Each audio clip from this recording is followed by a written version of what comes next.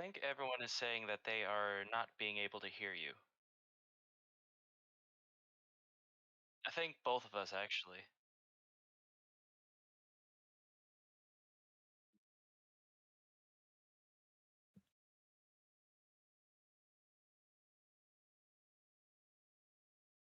Yep. Okay. Hello, everybody. Goodness, we've been talking for a minute. I hope everybody can hear. Please let me know if you can. And then as well, I'm going to see if I can make sure that you all can hear Master Dianite. Let's see.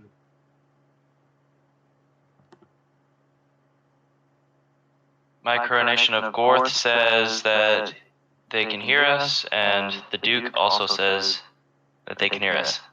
Perfect. Can you hear both of us or just one of us? Because I'm trying to also add an additional thing. Everybody says better. Okay, so I hope it's good. Uh, Let me double check. Cool. All right, perfect. So, getting back to what we were talking about, repeating all of that. I was just saying that I have needed some help. If you guys haven't seen Master Dianite's work in fashion and design art that he's been putting into his micronation and in the community, it's really cool. You should check it out. He showed me his outfit, the uniform that he designed for himself, and I was really impressed. And I wanted to start to design fashion for Eternia.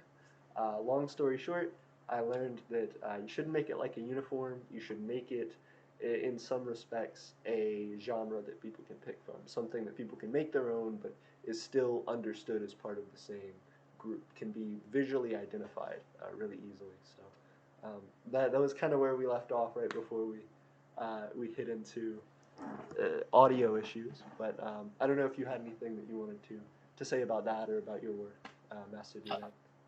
Um, well, the first outfit I made, it took about 10 months to do. And it went from like just initially planning it, and then like I was working through college, and then as soon as I got like a scholarship fund, which was about like 1,500 worth, I just got a huge amount of like I just bought all the fabric, all like the sewing machine and everything because I had nothing. So I'm pretty sure I spent either 1,500 or a bit above that just to get the first outfit done. Very cool. Yeah, That and dedication, but man, that is a lot for a uniform.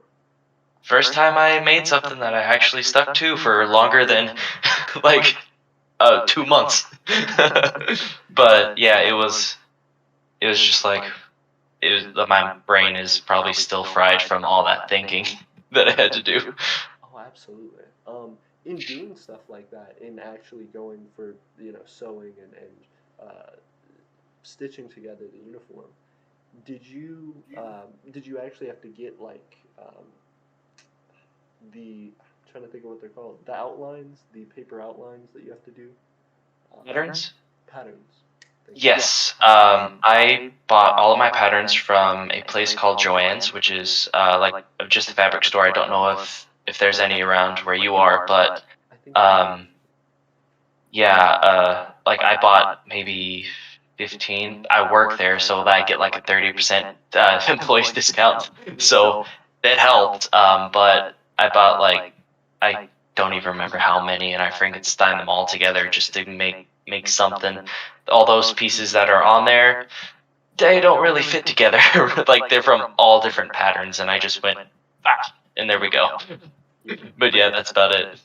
very cool, very cool. I was gonna ask you, was that working there? Was that your first time getting into design and sewing and things like that, or had you been interested in that prior?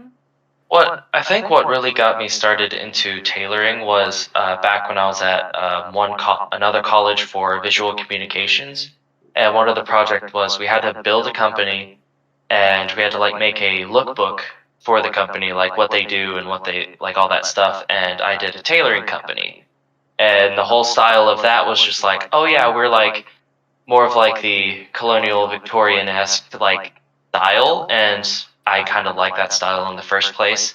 I just love that old feel and everything to it. So I was just like, yes, do this. And so I did, and it turned out rather well.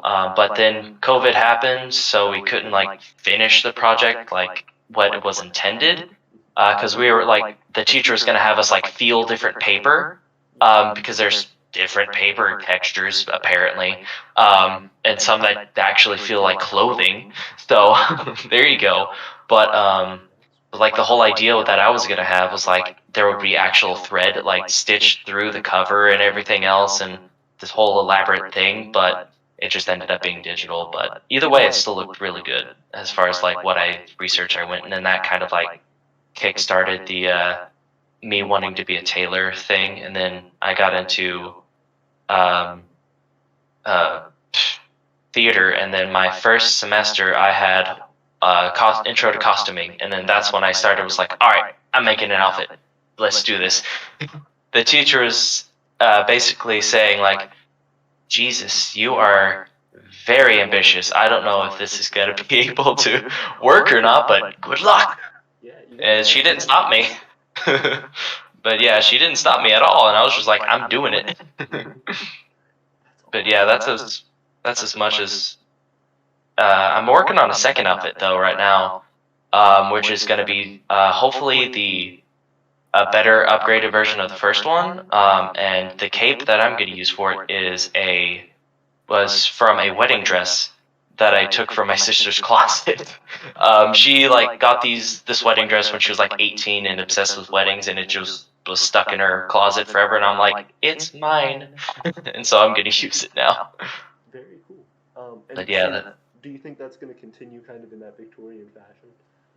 oh yeah, definitely. Like this second outfit is going to have like more of a dress uniform military-esque feel to it. But I'm having my costume teacher help me like get it to where it's like fully tailored, fully fitted, so it's not like looking all baggy in a way like the first one was. Like the first one, I just cut things out at the biggest size and then slapped them together, basically just to like get my brain into like focus mode on how things get put together. And now it's going to move up to like having full interfacing, full like fitted tailoring and everything. So yeah. So the second iteration is going to look like it was pulled off a rack or from a movie set or something. Hopefully that's the idea. Absolutely. Do you think that will influence the larger future of development for whether it's tailoring business that you run, or whether it's your own fashion line, whether it's the clothes for Micronations? Do you think that would affect that? Do you think you'd have your own style woven in there? Yes, definitely. Definitely, I definitely will have my own style. Like as far as like if when I build hopefully a tailoring company, a business, I want to incorporate if it gets big enough, which I hope it does. I want to incorporate leather into it, like having like different like leather pieces incorporated, and even to metal. So like having metal workers in the business, just like hammering in like metal pieces that you can add to it or something, or even leather to like sell that home feel of like old, new, put together and everything. And like I did look at some of like the fashion, like the mainstream fashion shows that go on like around in New York and stuff like that, and I just look at them and I'm like, but that's not practical at all. Granted, my stuff, probably not as practical either, but it's way more practical than just a big giant insulation wrap around somebody's head that they have on there. So it's just like, it's way more practical than what they do. But yeah, like I also want to have that idea of like sustainability as well, like that ethical sourcing of the fabric and stuff like that as well, because that's important nowadays as well. It's just like that ethical sustainability as well.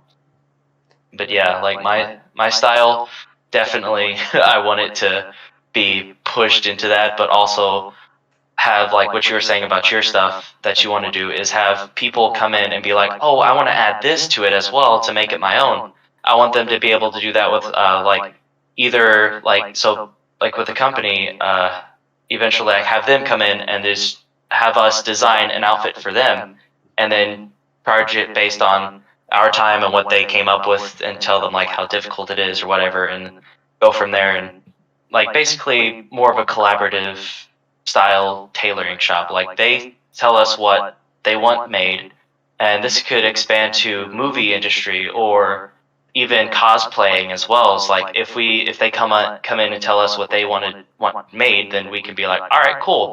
So blah blah blah blah blah. This price right here, that kind of thing. Yeah, absolutely. I was gonna Yeah. say, it seems like it would definitely evolve in that sense. That you would potentially start it now, and then it lasting 20, 30 years down the line, you see all these like people underneath you who have grown and sort of developed their own fashion, their own intricacies into that. That sounds really cool. Yeah. As well, I wanted to pitch to you. Aeternia is doing a lot of stuff with metal melting and with refining. So, if there's ever a chance for us to collaborate in some sense, if you want to incorporate some metal into your designs, I'm sure we could always send you some, and we could do something with that. That'll be cool. Yeah, absolutely. Let me see if I can remember how to spell that. Collaborating. Absolutely. Um, but yeah, so real quick, I wanted to mention on something that you hit on earlier, talking about sort of weaving your own style into things, but also having that um, Victorian touch, that settle. What was the other time period you used? I'm sorry.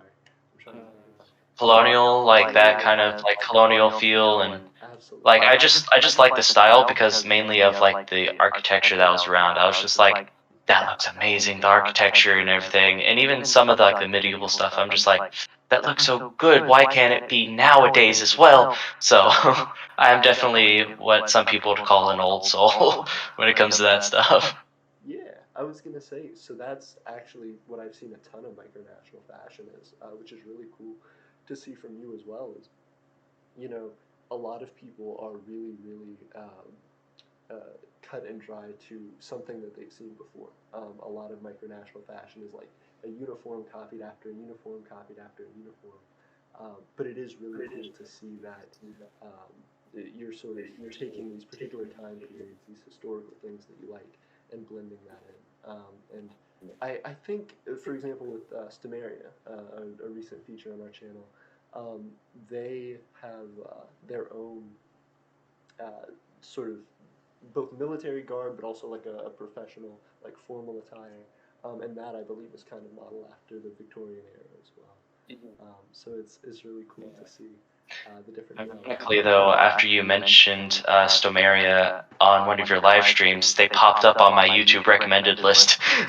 Like after you mentioned it, I was just like, wait, I remember hearing that name, and I started watching some of their stuff. Yeah, absolutely. It's been pretty cool. It's been pretty cool to see the development. And we just got the stator, the little silver. Mm-hmm. It was really cool.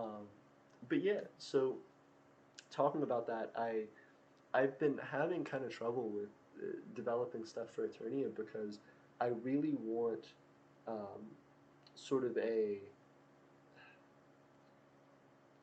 I want something practical, but I also want something that has kind of a potentially like a futuristic vibe.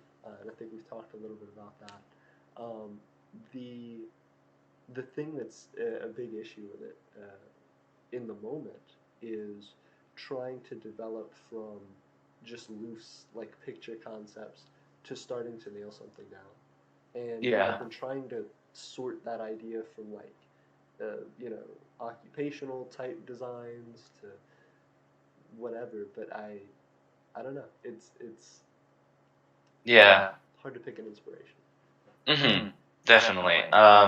Usually, like whenever I'm looking at stuff, I just go off random things. I'm like, okay, let's see. My brain is just like, all right, let's just go all over the place. And sometimes I'm just like, okay, that looks pretty cool, and I'll like just keep looking at that in my head, just being like, all right, that's fine, and then just like it just goes from there, and I kind of like draw it out eventually. But yeah, it is really hard sometimes to look at things and be like, oh, that'll be interesting to change this and that of it. I even have trouble with that as well. Yeah, absolutely. And I also feel like um, the benefit that you have, which I would love to get into more, is having that actual experience in doing some of this and actually putting the clothes together. Um, I think having the ability to think about like forming or reshaping things in a fashion way um, is probably very beneficial for that process. Yeah, definitely. Like I've only had like one semester of like anything around clothing, like not clothing, but like costuming as far as like doing it for theater and stuff. But as far as like looking into it myself and everything, I have maybe several more months. Oh, there goes my phone. Included within that as well, because like I have like a bunch of tailoring books down here, under my desk and stuff that I look at, and like it has like general information and stuff on like how to particularly do things. I'm still learning on a lot of things of like how to fashion your own patterns, because like as far as what I've been doing now is I just been using regular patterns that I like that are very pre-cut, like Simplicity, McCall's, Vogue. Those they have like their own patterns that come out, and that's what I've been using so far. So I still have some knowledge I need to learn on like how to make my own, because like with the general sketches I've been doing, it's like okay, let's go see if I can find some patterns that fit the exact thing that I have drawn out. Um, so like as far as like drafting your own patterns, I've watched videos on like the best way of doing that, and people that I've talked to have not talked to, but like watched on YouTube. They said use clothes that already fit. Like don't cut them apart. Just like find where they meet and just trace out from there on like some good paper. So like and then you can like change up that design and stuff like that as well. So like for the outfits um, that you want to make for Aeternia, what you could do is find a pattern that like would best fit, like sort of fit well, and then you could either get it or look at some of the pieces. I don't think that'll work. You might have to buy it, but you can like get it, make a mock-up of it, and then you can cut away pieces, add to pieces to like make your own from there. Like if we can hammer out like a good solid design for like baseline first, then you could find a pattern that looks similar to that baseline, and then we could like you could make it and then change and things that way, if that makes sense at all.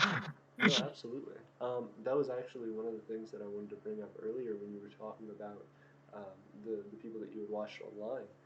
When you were talking about having them, finding where the clothes meet, and you're talking about tracing that out and sketching that out. Were you just talking about sort of visualizing like different aspects of the clothing coming together, or were you talking about like layering the clothing to see sort of the meeting point of them, and then trying to get inspiration from there? Usually, like whenever I watched the videos, they were just using it in context of remaking the clothing item that they already had. So, like, say if it's old, like an old piece of clothing that has holes and stuff, they can remake it, like trace it out, remake it, and they can make it to fit them exactly instead of having this standardized large, medium, or smalls, which kind of dominated after I think it was World War I or II, one of the two, with fast fashion, which started going around. But yeah, like that was the kind of the context of the videos for it, basically. Yeah, Let's see absolutely. here. Um, no, but that sounds cool. I feel like um, the hopefully the micronational community uh, has a higher respect for tailoring, for actually wanting that to be a very Yeah. specific, unique look. So I hope I feel micronation never becomes fast fashion. I feel like it would kind of enhance a bit more as well, because like kind of like you, I see like for the more official clothing that a lot of them have is like the military with the medals and all that. I'm just like, but variety. Like why not use like aspects of the Han Fu style for your um, ceremonial garbs or something like that would be amazing. So like I'm also in the aspect of I like the Victorian, I like the colonial, but I also like the fantasy as far as like the elves from Lord of the Rings or the Asian like inspiration with like the flowing Hanfu styles and the kimonos from Japan. I just love all that.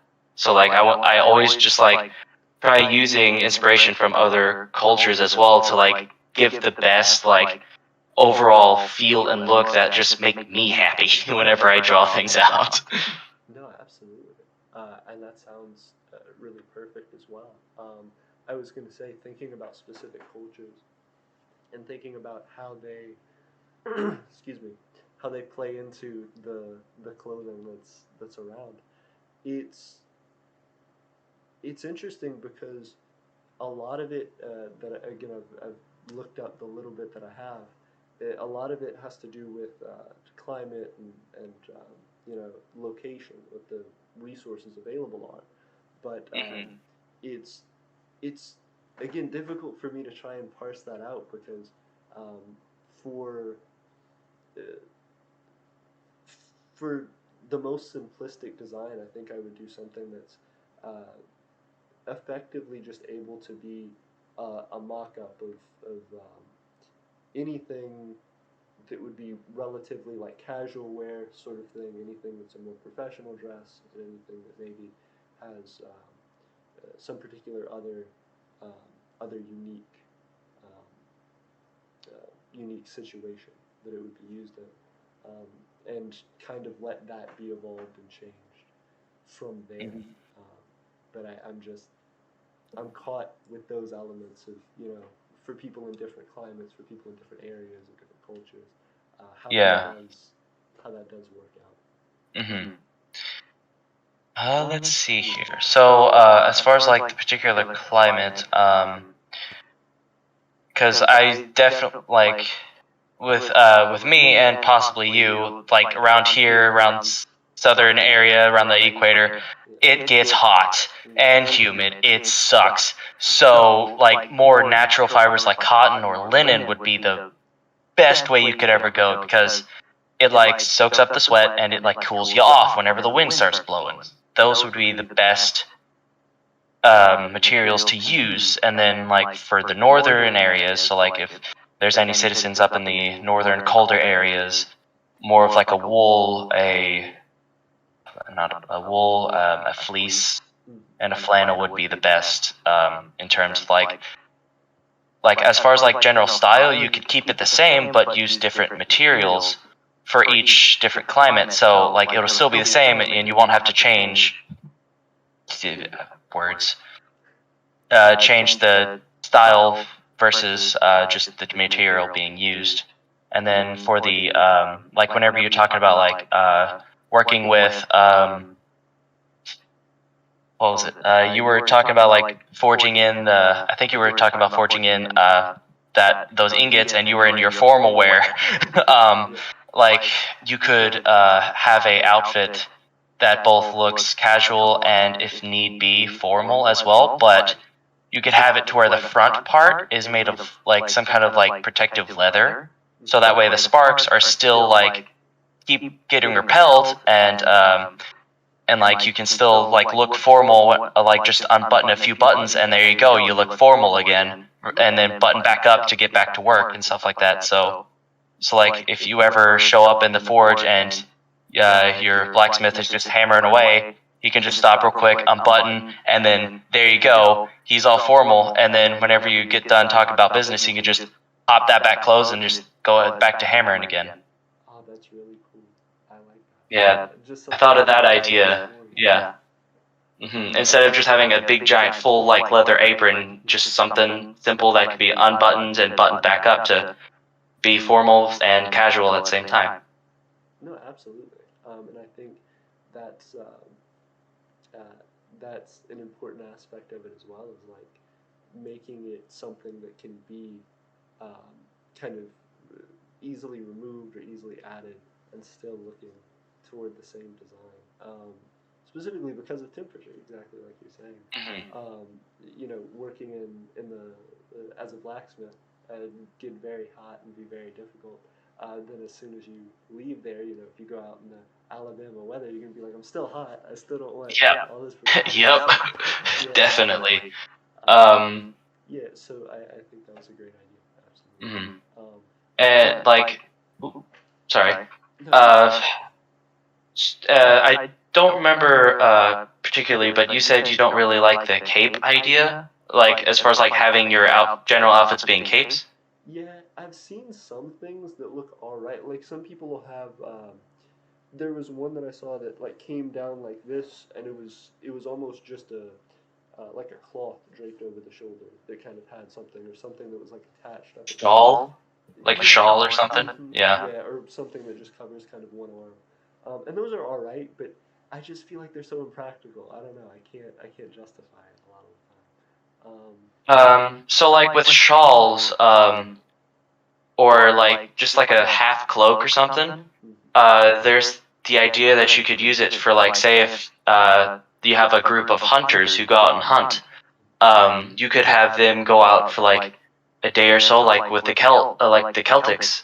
They had the kilts where they had it like draped over and everything, but it turned out to be like a big giant blanket as far as what I've seen that they depicted it being in Outlanders, the TV show. So you could have like a shawl or something that has a multi-purpose use, like a cloak that can shield them from the rain, or a blanket, or even made to be a tent.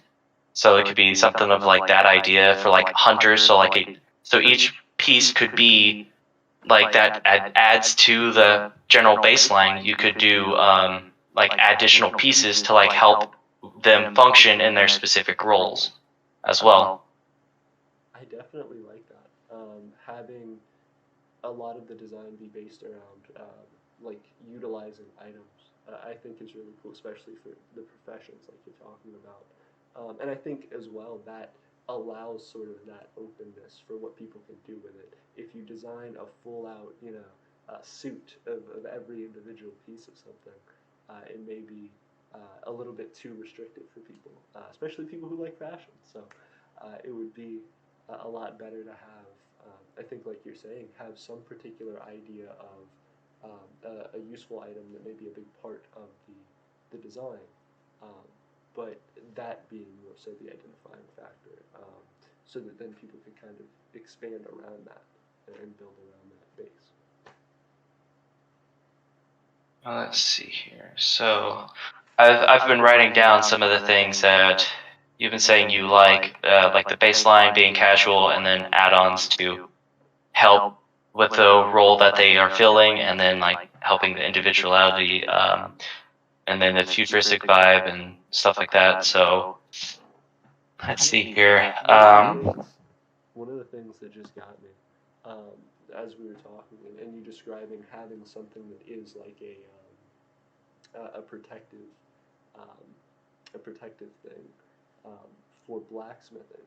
I could see that. Like, I've never thought of a real practical use for a cape. That might be a legitimately practical use for a cape, is if you have something that is taken on or off, but is designed to be like a cover as well, and can be, like you said, buttoned to actually be protecting from a fire, and then or from hot metals, and then from there you could unbutton it a little bit, and it looks fairly formal, and it shows more of your whatever you're protecting, whatever the design underneath is. It Okay. look more. Yeah. Yeah.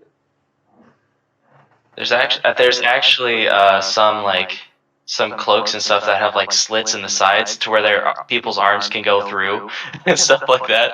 Like it's way too bulky by itself, but like if you could slim it down, then I mean technically it would just turn into like a big lab coat, but basically, but like slim it down enough to where like you can still function, move your arms around in a lot of degrees. You don't have to have sleeves on it or anything. It should just be that little shove your arms through, and there you go. but that could possibly be something. Then you can unbutton that to like make it into like a trench coat or something. Like just unbutton it and then it turns into a trench coat. And then as well, a lot of the, I mean, you don't, as long as somebody's wearing like long sleeves to some degree, most of the most of the arm, you know, up to here or so, is going to be covered by large leather gloves more than likely if they're working with metals. So that works perfectly. You know, if it cuts off right here and it's just draping down, then they have almost full protection. So Yeah. perfect. Um, and as well would uh, remove it from being exactly like that lab coat vibe, like you were talking about, where it has, Yeah. you know, it when it's not used for that purpose, it looks more like a cape traditionally or something. Let's see here. Okay. Now I am looking on Pinterest as well to like get some like inspiration ideas as well. Very cool. I would actually like to. And I have like a whole like what's it called? A whole like I board don't. or whatever, like the all of the different pins that you can. Yeah, like a save Yeah. folder area. Like that is just has a ton of things in there for like clothing and stuff like that. Hey. I could like share you the link so you can look through it and see if there's anything that is of interest to you. Like the whole general style that's within that thing is just all over the place. So there could be something that's not what you're looking for, but also some of the elements might be something that you also could be looking for as well. Absolutely. I was gonna say, so if you can, let me see. Can you share your screen? Because I think I can share Um, my screen. But if you can, then that would allow me to still continue recording us. But as well, it would have you. I don't know if I can. I can share my screen, but as far as like you switching it over, you would have to probably do like what, Discord? Yeah, we're on. I mean, I'm Yeah. joining our like Oh Discord yeah. channel right now. So yeah, if you showed your screen, then it would do it. I think. All right, let me get logged in real quick because I have it on my other computer, but I haven't put it on the one I have Discord on. So let me see if I can get logged in real quick. But what other ideas did you have about what could be also incorporated? Absolutely. So I feel like um, one of the one of the big things for Eternia that we've been building on and designing for a while is kind of incorporating um, you know, natural elements into it, as far as we have um, developed in a lot of senses into a very environmentally conscious society, and are trying to design that at the forefront of what we're doing. Mhm. So, I don't know. A lot of the things that I think would affect that or play into that more so would be something that would allow somebody to um, customize more toward where they are.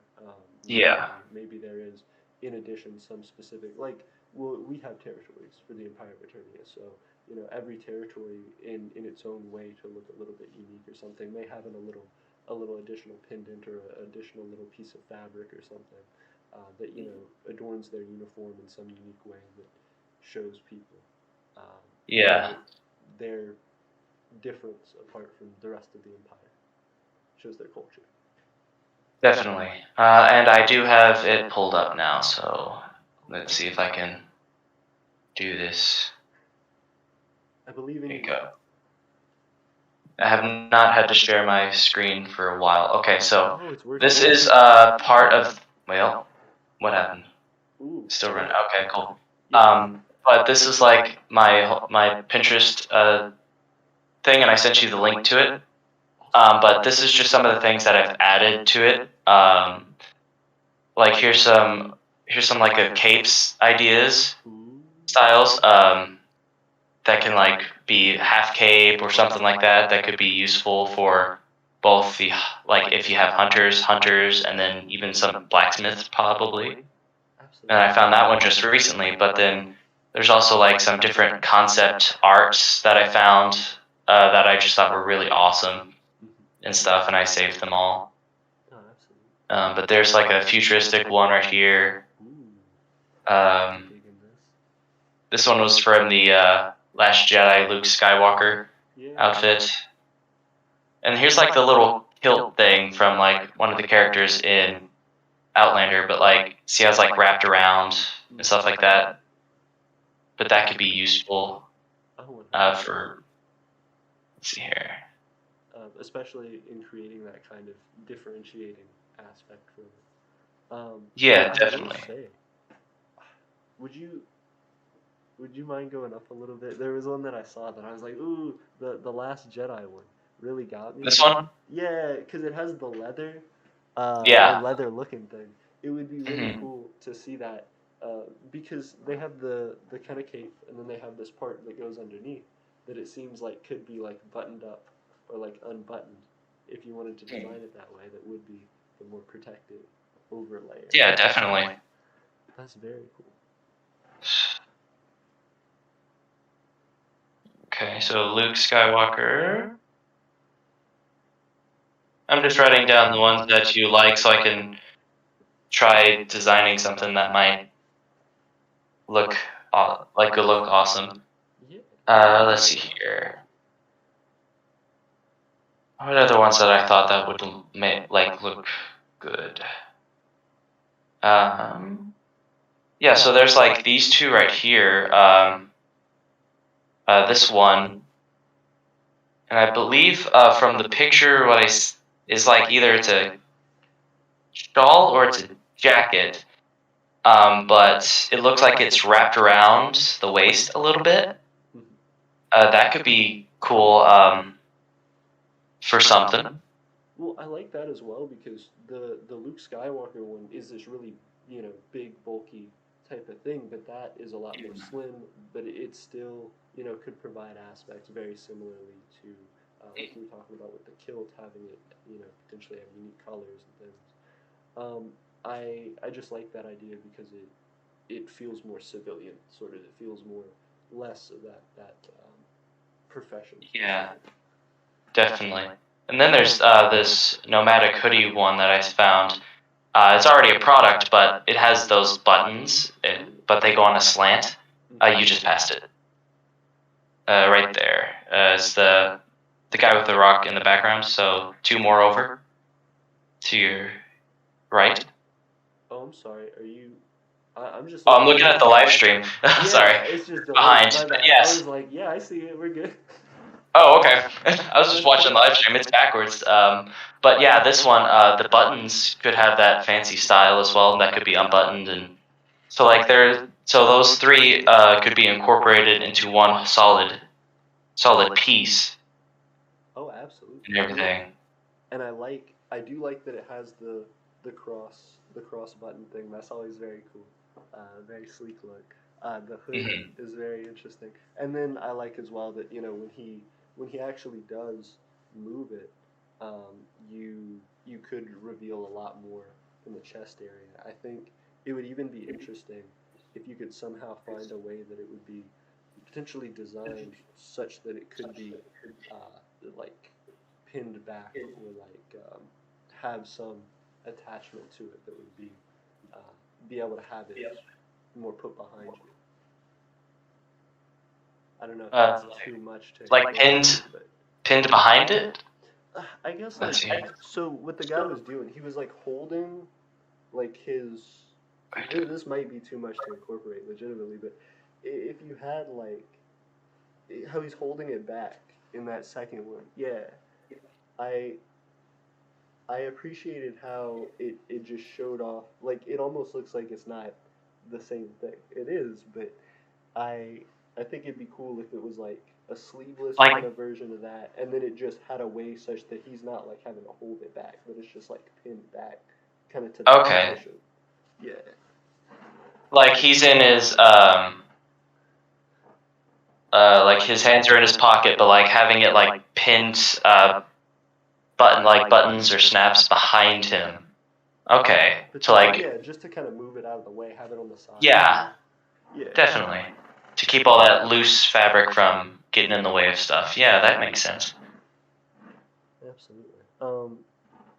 Oh, I completely forgot. I'm sharing my screen. That's me on the live stream. Yeah, that's Okay. what I was saying. Yeah, Ah! yeah.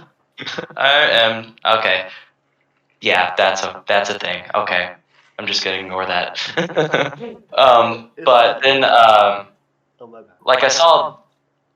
That's me. I saw this one. This is more militaristic style, not civilian, but this is like a Michael Jackson jacket, which I thought was really cool. It could be incorporated into something or other more ceremonial, and like change it up a bit, but like that could be something. Yeah, absolutely. Let's see here. Anything down in this list here? Let's see here. I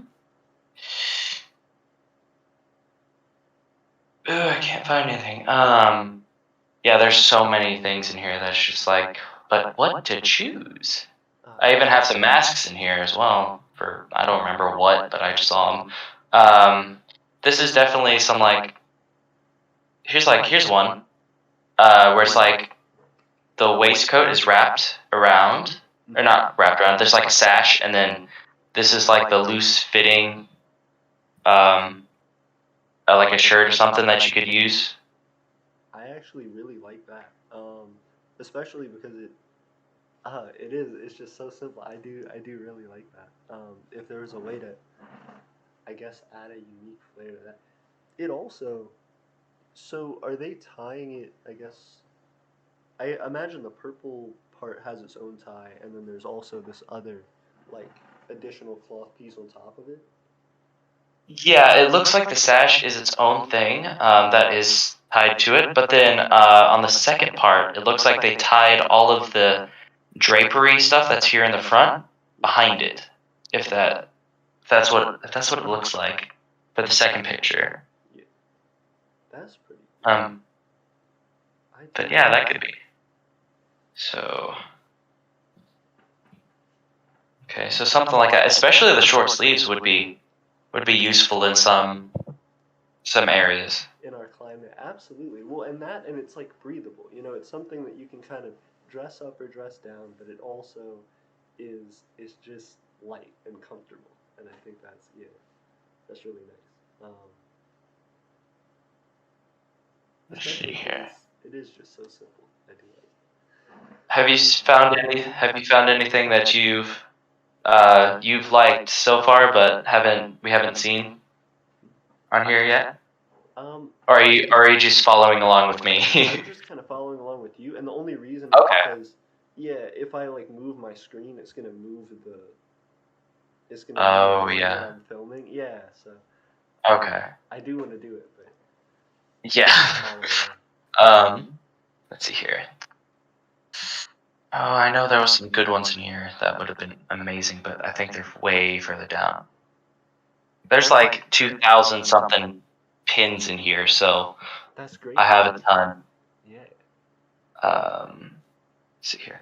Here's like a cape design, but like see how his like arms are incorporated it into it. If it, but like it's like has his arms coming out from underneath. And it still is like has a full like cloak thing, but it also buttons up as well. So that was like the another idea that could possibly be done, but I don't know what kind of profession it would be used for, as far as like Eternia is concerned. Absolutely. Again, like the thing that I was thinking about it would be if you incorporated that into kind of the like blacksmith design. That's where I would really see something similar to Something like that. Yeah, Okay. but very cool. Any other professions that we can look at that you have an idea for, like what could be in there, like within Eternia? Absolutely. So we're always going to have, governmental figures will be a big thing. People who are just more so in the political sphere of things. I think there's also going to be um, a lot with, the industrial as far as the sort of engineering, sort of mechanical side of things. A lot of what we're going to be doing to develop our land and to grow our empire will be primarily in setting up mechanical and automated systems to continue to advance our economic output. So hopefully there will be a lot of people who are needing things like tool belts and lots of equipment to carry on them. Tool belts and all that fun jazz. Yeah. Now I think further down it's starting to get more of that colonial older like stuff. I'm not sure when it goes back to the modernist like sci-fi stuff. I might have to scroll through here real quick just to get to it. But let's see here. Oh, here we go. Here's something. Here's like an interesting design that I saved a while ago. It's like a rogue type thing almost, but they do have the like sort of utility stuff. All the utilities and all that stuff, yeah. So that could be something. I don't know how to spell rogue. Rogue. Ish. There we go. Let's see here. Let me scroll down here. Let's see here. So the like, for example, a scientist. If you are going to have a scientist, that definitely would require like more safety equipment and not necessarily a lab coat, but something that would be useful as a lab coat. As an example, another profession.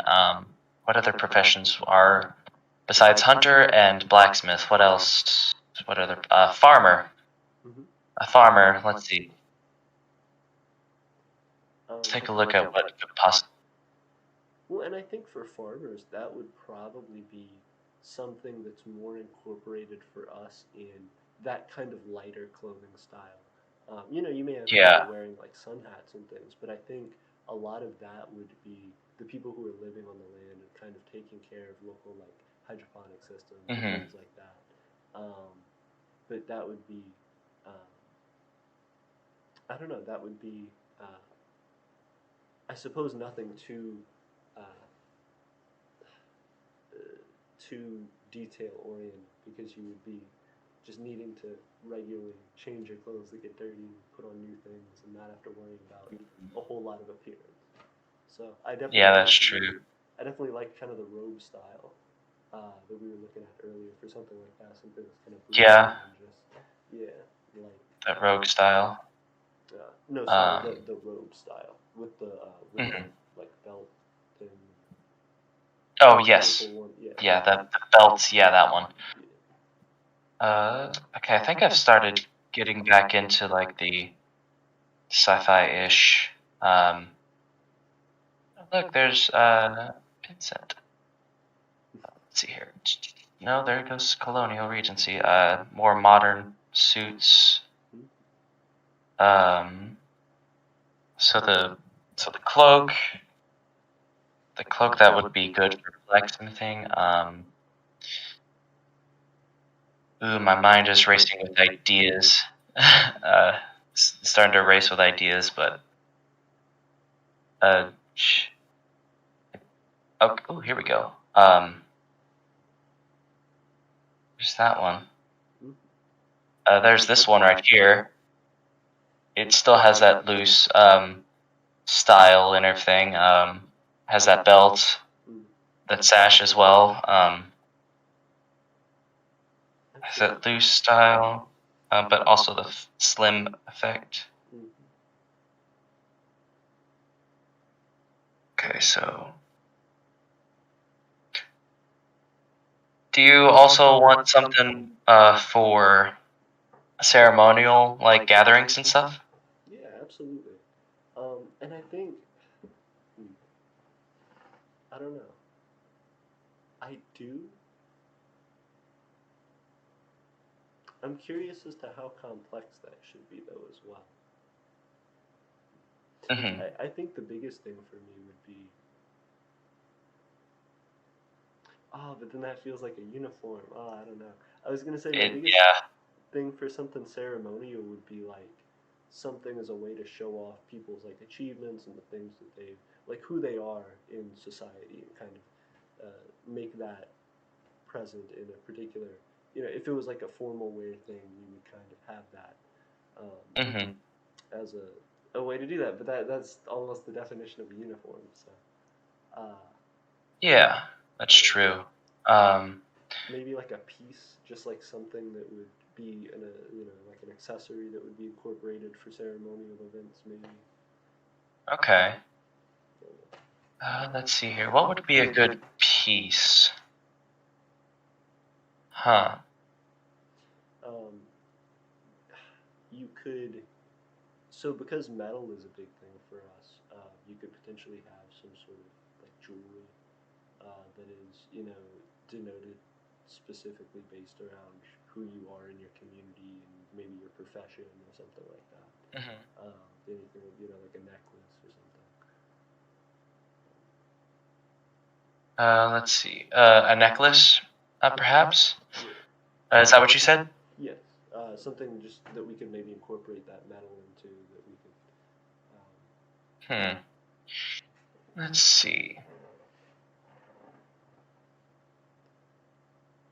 I kind of like the shawl idea as part of like that, like having that shawl drape across the shoulder type effect, and maybe you could add that metal into it as well, like kind of making a sort of like a pin almost that like sits on the like right there on the shawl, Yeah. simulating like it's holding it, but technically it won't be.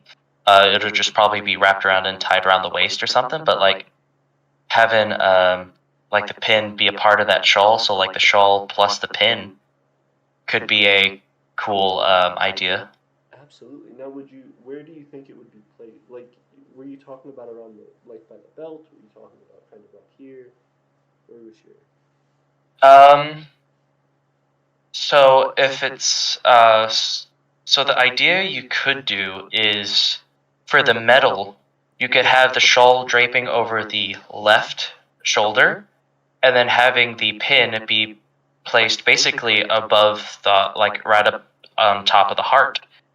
Um, so basically, that would be symbolizing that um, Eternia is the heartbeat of its people, or something like that. Yeah, and you would also have this. If it's a unique item, to the person, you could potentially create a ceremony or something in which it's close to your heart because it's a part of who you are. It's the heart of you to some extent.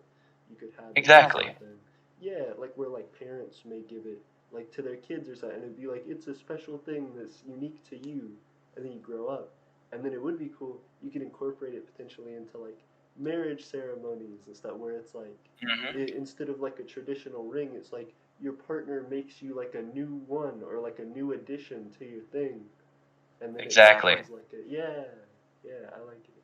That sounds cool. Okay, so the shawl with the pin draping over the heart. That'll be a good one. That'll be a good idea.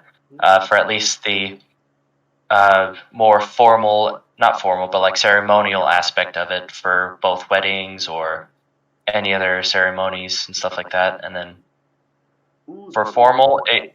ooh. Whoop. So I was gonna say it'd be cool if you had it as like it'd be hard to transition. I don't know, depending on the type of thing you use. You could have something that's a pin, but then would turn into a necklace. So if somebody was like going to a formal event, they'd put it on their heart, and then if they were like up on the shoulder, display it for everyone. But then if you're doing your day's work, you have it on a necklace tucked away. That'll be cool. Actually, I think That's that could work. Yeah, like having it be swappable, basically. yeah, absolutely. That Yeah. way you can always have it with you, and you're not worried about if something happens while you're working, it getting like torn off or it being impractical to work. Mm-hmm. So it would always be tucked away until the reveal when you're doing something like a wedding or like a big ceremony in someone's life, or promotion or whatever. That would be really cool. Into necklace. Okay. So as far as like what the pin will be representing, it'll be the symbol of Aeternia, right? I would say, I think it would be. I would say it'd be more about the person. Like, More about the person. it would be cool to put something on there that, like, maybe a symbol that represents Eternia that's like in everybody's pin, but that the pin itself has other things that dictates aspects of their lives, maybe like their parents or their where they grew up or whatever, like the location. That way, you also have that aspect of like everybody's outfit looks a little bit unique because everybody has a little bit of a different pin, maybe depending on where they're from region. Right. Or your religion or whatever. You could do different Mm-hmm. things like that. I just So maybe with the pin, it could be a standard size, maybe say for example the size of a $50, like a $50, and then it first off starts with the symbol of Aeternia on there, but as they grow and develop, you could stamp in different other you can customize it for with different symbols representing the individual person. So like it starts off with just blank slate, but then it just grows as the person grows. No, I definitely like it. That could be an idea. Absolutely. It would be the thing that I'm trying to figure out about it as well is I think incorporating different like shapes into it, or as well like you said with carvings, having different little symbols added to it. Um, hmm, I like it. I appreciate it. I think each aspect of it would, I guess you would want to have some different meaning, some different purpose to it. But definitely think that would be cool to see how intricate and how unique these things become over time. Alright. So with the blacksmith as an example, more of that cloak that can unfold to show more, that has a more formal attire underneath. The pin and the shawl for the like the more ceremonial type designs and represents the person, the individual. Let's see. Any other ideas that you had? So one of the things that I think would probably go well with that kind of road, simpler design, um, I feel like not necessarily under every circumstance, but I imagine like you know boots of some sort being like a fairly common thing if a lot of people are working in agriculture, if a lot of people are working in and around the land. I mean, even for formal stuff, I suppose you can have boots, but the idea being, I've seen some, and I'm trying to think of what culture it is exactly, but I've seen some designs in some cultures that have sort of a pants that are relatively loose fitting, but kind of get baggy as they get near the bottom. But they almost stop like kind of mid calf, and then it turns into a boot. You know what I'm talking about? Like a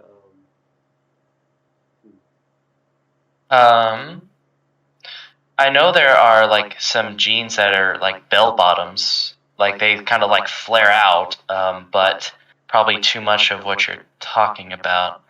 But as far as the boots that you might be referencing, like which I'm thinking of knee-high boots that like go up to your knee.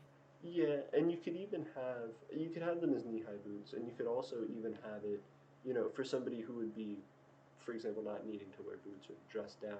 You could even have it as like some sort of like a leg wrapping with maybe like a cloth shoe that would present a similar effect. But essentially, that boot Ooh, or that wrap going up to hold I, the bottom part of I think a puffier pant. I think I know what you're talking about. Yeah, Um, let me type it in real quick. I've seen it in a few different things, and every time I see it, I'm like, I kind of like that. That's a neat design. So the leg wraps that they use, like that are just regular strips of cloth that they just wrap around, they are called PUTTEE.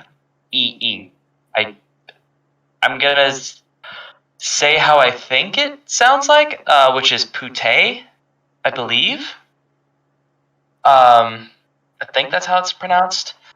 But it shows it was adapted from the Hindi patai or patai, a type of bandage that covers the lower part of the leg. Ooh, okay. So I believe that's how it's pronounced, but yeah, those kind of like leg wrap things. Mm-hmm. Absolutely. That's Okay. yeah. Because I haven't worn them in a while, and to be honest with you, I'm not sure where they are. But I used to have some. Oh gosh, what are those little cloth shoes? Um, I used to have some little like Toms. I think they're called Toms. Used to have some little like cloth shoes. Mhm. Yeah, and I just appreciated the aesthetic of that, and I think having that go up into something like that, going up into like Yeah. the wrap up the leg, might be cool, and could then be a similar aesthetic to like a boot that would be worn for a more ceremonial thing, or for somebody working in a more industrial setting. Okay. And I watched this one guy on YouTube who like demonstrated how they worked. They are surprisingly really good at staying waterproof. Ooh, very They are cool. surprisingly good. Like this guy walked through a big mud puddle and everything, and like where it wasn't wrapped was soaked because he was stomping through it. But where like he unwrapped it, just dry. It's like, all right. And I think he said they were made out of wool. I think Very. I might be wrong about that, but that's what I believe he said. I haven't watched that video in a while. No, but that would be very cool for people doing like farm work and stuff, especially people who are living on the land. Especially because that would be really easy to then just have a bunch of and to just wrap and unwrap. Like if you did get them dirty and messed up and stuff, it's just like, oh well, I protected myself and I did what I needed to do. Now let me go inside and redo my Yeah, life. definitely. And what he did also say is like, say if you have like shoes that go basically above the ankle bone, Mhm. is you wrap it around. Water. He said, I think he said that water did not go into his boot at all. So like you could have shorter boots that go basically to like above the ankle bone, and you will not have to worry about accidentally stepping in a deep enough puddle and your foot getting wet. So Cool. That's very cool. so that's a thing I believe he did say as well. Absolutely. But yeah, it was those things are really cool. So the leg wraps, for an idea. Yeah. Let's see here. Um,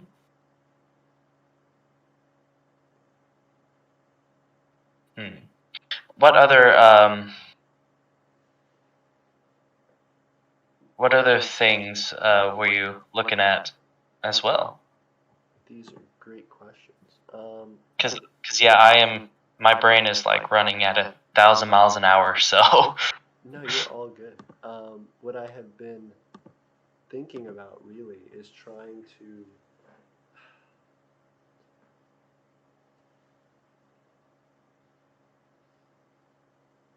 I don't know, trying to figure out how all of these concepts kind of connect together. Like, there's some similarity, like we said, with the boots and the foot wraps, and kind of making that interchangeable.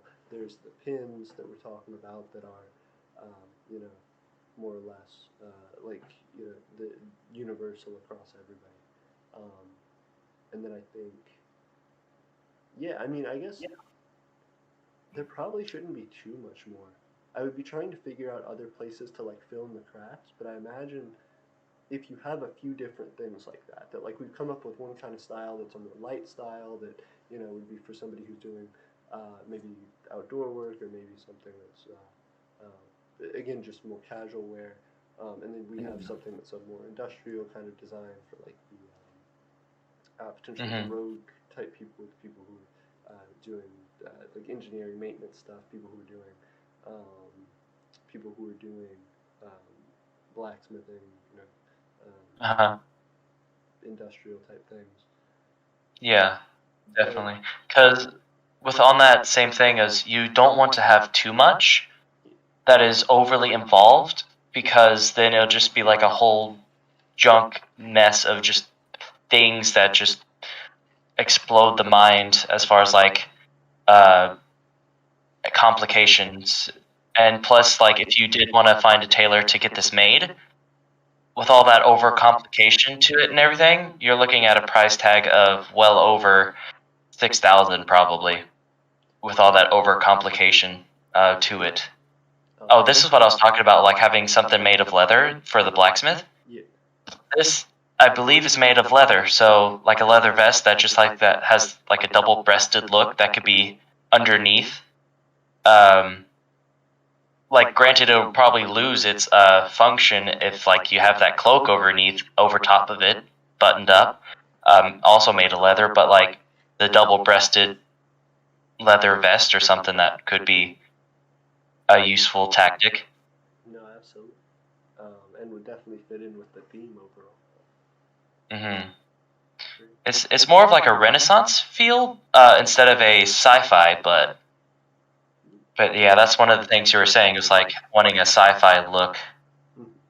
Well, and I think that's really hard too because there's a lot of sci-fi stuff that's based just directly on fantasy stuff, but then there's like and some historical stuff, but then Yeah, there's sci-fi that's like it's just a military uniform or it's just like an astronaut suit or whatever, and I think that's that is like true. it's Or a all powered mech suit or something. Yeah. right. It's all very like uniform, militaristic, and Yeah. I want to find something that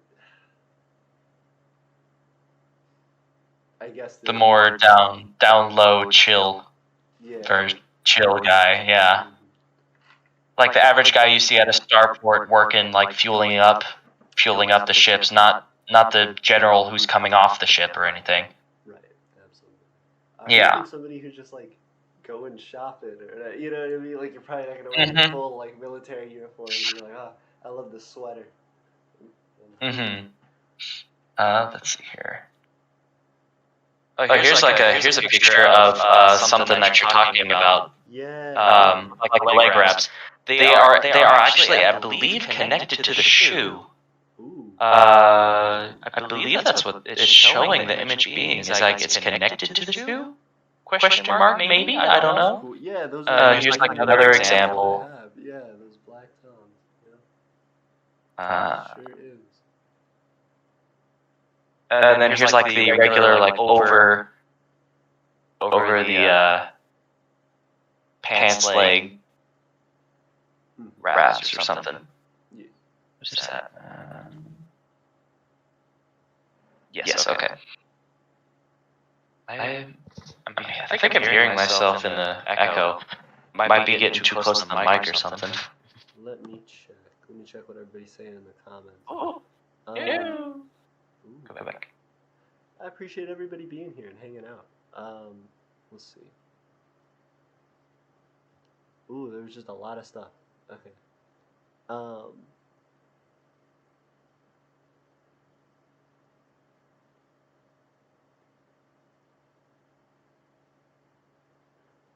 Gorth said, I have no dictator clothes or medals for my micronation. TJ says, I mainly just make stuff for our citizens to buy and fund the country with. Um, ooh. Then they're talking about their micronations. Let me see.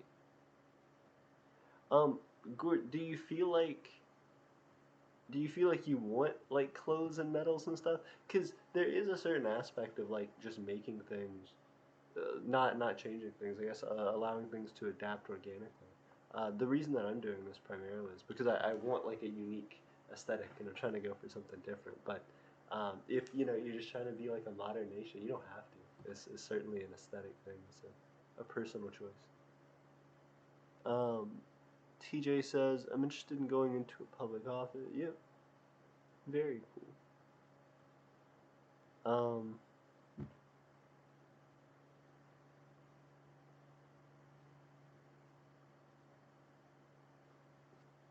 Just lots of internal conversations. Okay. Also, Han, it's good to see you. Cool. Okay. So, sorry about that. Alright, you're good. Okay. Let's see here. So that style, let's see. Are there any others? I was like way far down than this. Go down here. Okay. Back to some semblance of where I know I've been before.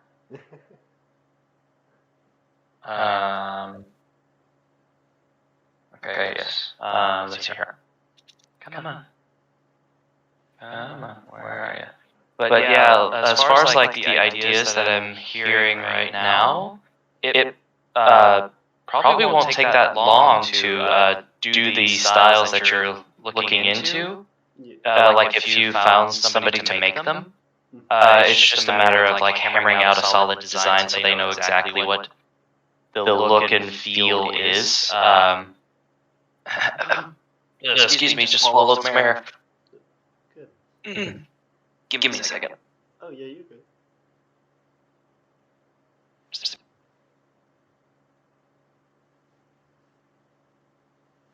Let me see. I'm gonna.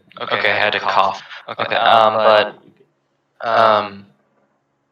as far as like what I'm hearing, the general style and stuff like that, I could see maybe a tailor would probably look around the time and to get one outfit done. Let's see here.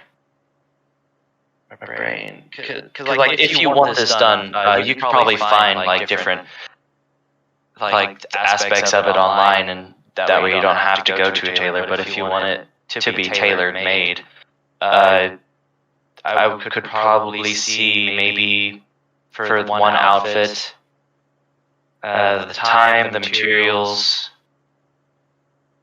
800 at the maybe the max. Now I don't know money scaling very well, so if I ever start my business, I might be having the prices undersold for a long while before I figure how to accurately price. But I'm gonna guess maybe about 800 at the max would be for the idea that you have right now, if you got it from like an actual tailor to make it. Yeah, that makes sense. And I think that's something that I'm trying to figure out as well. Is like if we ever have the ability to do that, we certainly will do it with I suppose more of the like ceremonial parts, and definitely um, trying to design things for people in government or people who had specific merits in specific places. But I think other than that, like I would be worried about making it too um, too many things that have to be ordered or bought. I guess. Um, Yeah, for an like individual, you know. like too involved on the outfit. Just as far as like if we had every citizen be like, okay, so now you want to come and like live in Eternia and do stuff, or now if you live somewhere else and you're starting to like represent Eternia there, having that person need to like put up a certain amount of money so that we can like get their stuff made by a tailor and then like sent to them. Yeah. For every True. person, I feel like would get a little out of hand. But I think I would, again, definitely for like pieces of it for like ceremonial things, I could certainly see like having someone who knows how to do the thing and making like maybe the pins that could be turned into a necklace as well. Maybe the shawl, depending on how long it is, and also I brought up a picture of like an example of a shawl that could be used. Like it's just wrapped around his arms and stuff, but like something like this, like where it's like wrapped around and stuff like that. Yeah, absolutely. But like so the shawl could be something that could be provided to its citizen, not the shawl, the pins, to start their journey off with customizing it to their own. And then maybe the leg wraps as well be provided. Yeah, and that's not a too expensive or difficult thing. Absolutely. Yeah. Let's see here. I'm finding more and more because I have on my second monitor I have other like I have Pinterest up as well and looking through different designs as well that I'm just going through and saving every other one that I'm finding that looks a little bit closer as well. But okay, so with all this idea, do you want to how do you want the pants to be? Like, do you want them to be loose or like more slim fit? So I was trying to think about that. I think fairly loose fitting. Again, with the design that I was talking about with the leg wraps, I think, or even the boot potentially. I think one of the things that was kind of unique is seeing pants that are fairly loose fitting, so they normally have a loose fitting, so they have a bit of material kind of overhang, such that when they're wrapped up, the bottom might be wrapped up tight against their leg, but the addition may drape some and kind of make a puffier look over the top. Yeah. Okay. Because you do kind of want to watch out for, especially if you're going to use leg wraps, because the more material that is loose around where it's going to be wrapped, like if especially if you're going to be getting it as tight as you need it to be waterproof, that's going to create a lot of like circulation cutoff and like markings on the legs from the pants just being wrinkled and like just crunched up against the leg for so long and so tightly. But that could be counteracted by just folding up the loose material and just like making sure it's flat, and then that minimizes the amount of skin compression that it's doing as far as like the fabric is concerned. Absolutely. You could potentially even have like a piece of spandex or something, like some stretchy material that would be sewn into the bottom. That would be the thing that's actually like wrapped in. It would just be a really slim piece. So that you don't cause as much of that. Yeah. Let's see, because I had this idea like for mine, like for my outfit a long time ago, is like having pants that have just like a big slit down the side, down the side of the outside part of the pants, and then having like an underneath layer of pants as well. So like there's two separate like two separate pants technically put together, like one that's really loose and then one that is more of like a almost like a form-fitting, kind of like a yoga pants type thing, but not yoga pants, basically. But like just something that's kind of like more slim fit underneath and then more loose on the outside. That could probably add like a bit of variation and uniqueness to it. Oh, absolutely. Yeah. That's interesting. Let's see here. But yeah, let's see here. What other ideas could be done? I don't know. I suppose with the things that you like, with the Victorian era, the colonial era, what do you feel like are specific pieces or parts from those clothing designs that you take inspiration from? Is there anything that you're like, really specifically in this genre, I like this, and this is something that I like to make as a part of a lot of my clothing. The specific pieces that I kind of like from the Victorian era and the colonial era is mainly kind of just like the vibe it gives off in a way. But as far as like the piece, I would say probably like the overcoat and stuff like that. The overcoat and is like I think kind of really cool, like how long it is and stuff like that. Like I don't know, it just kind of to me it just gives that like it looks casual as far as overcoat, but it looks also at the same time like you're about to go to see the king or something.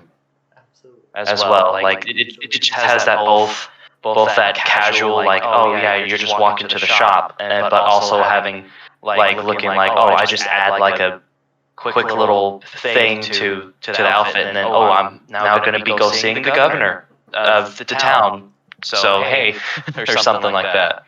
Absolutely.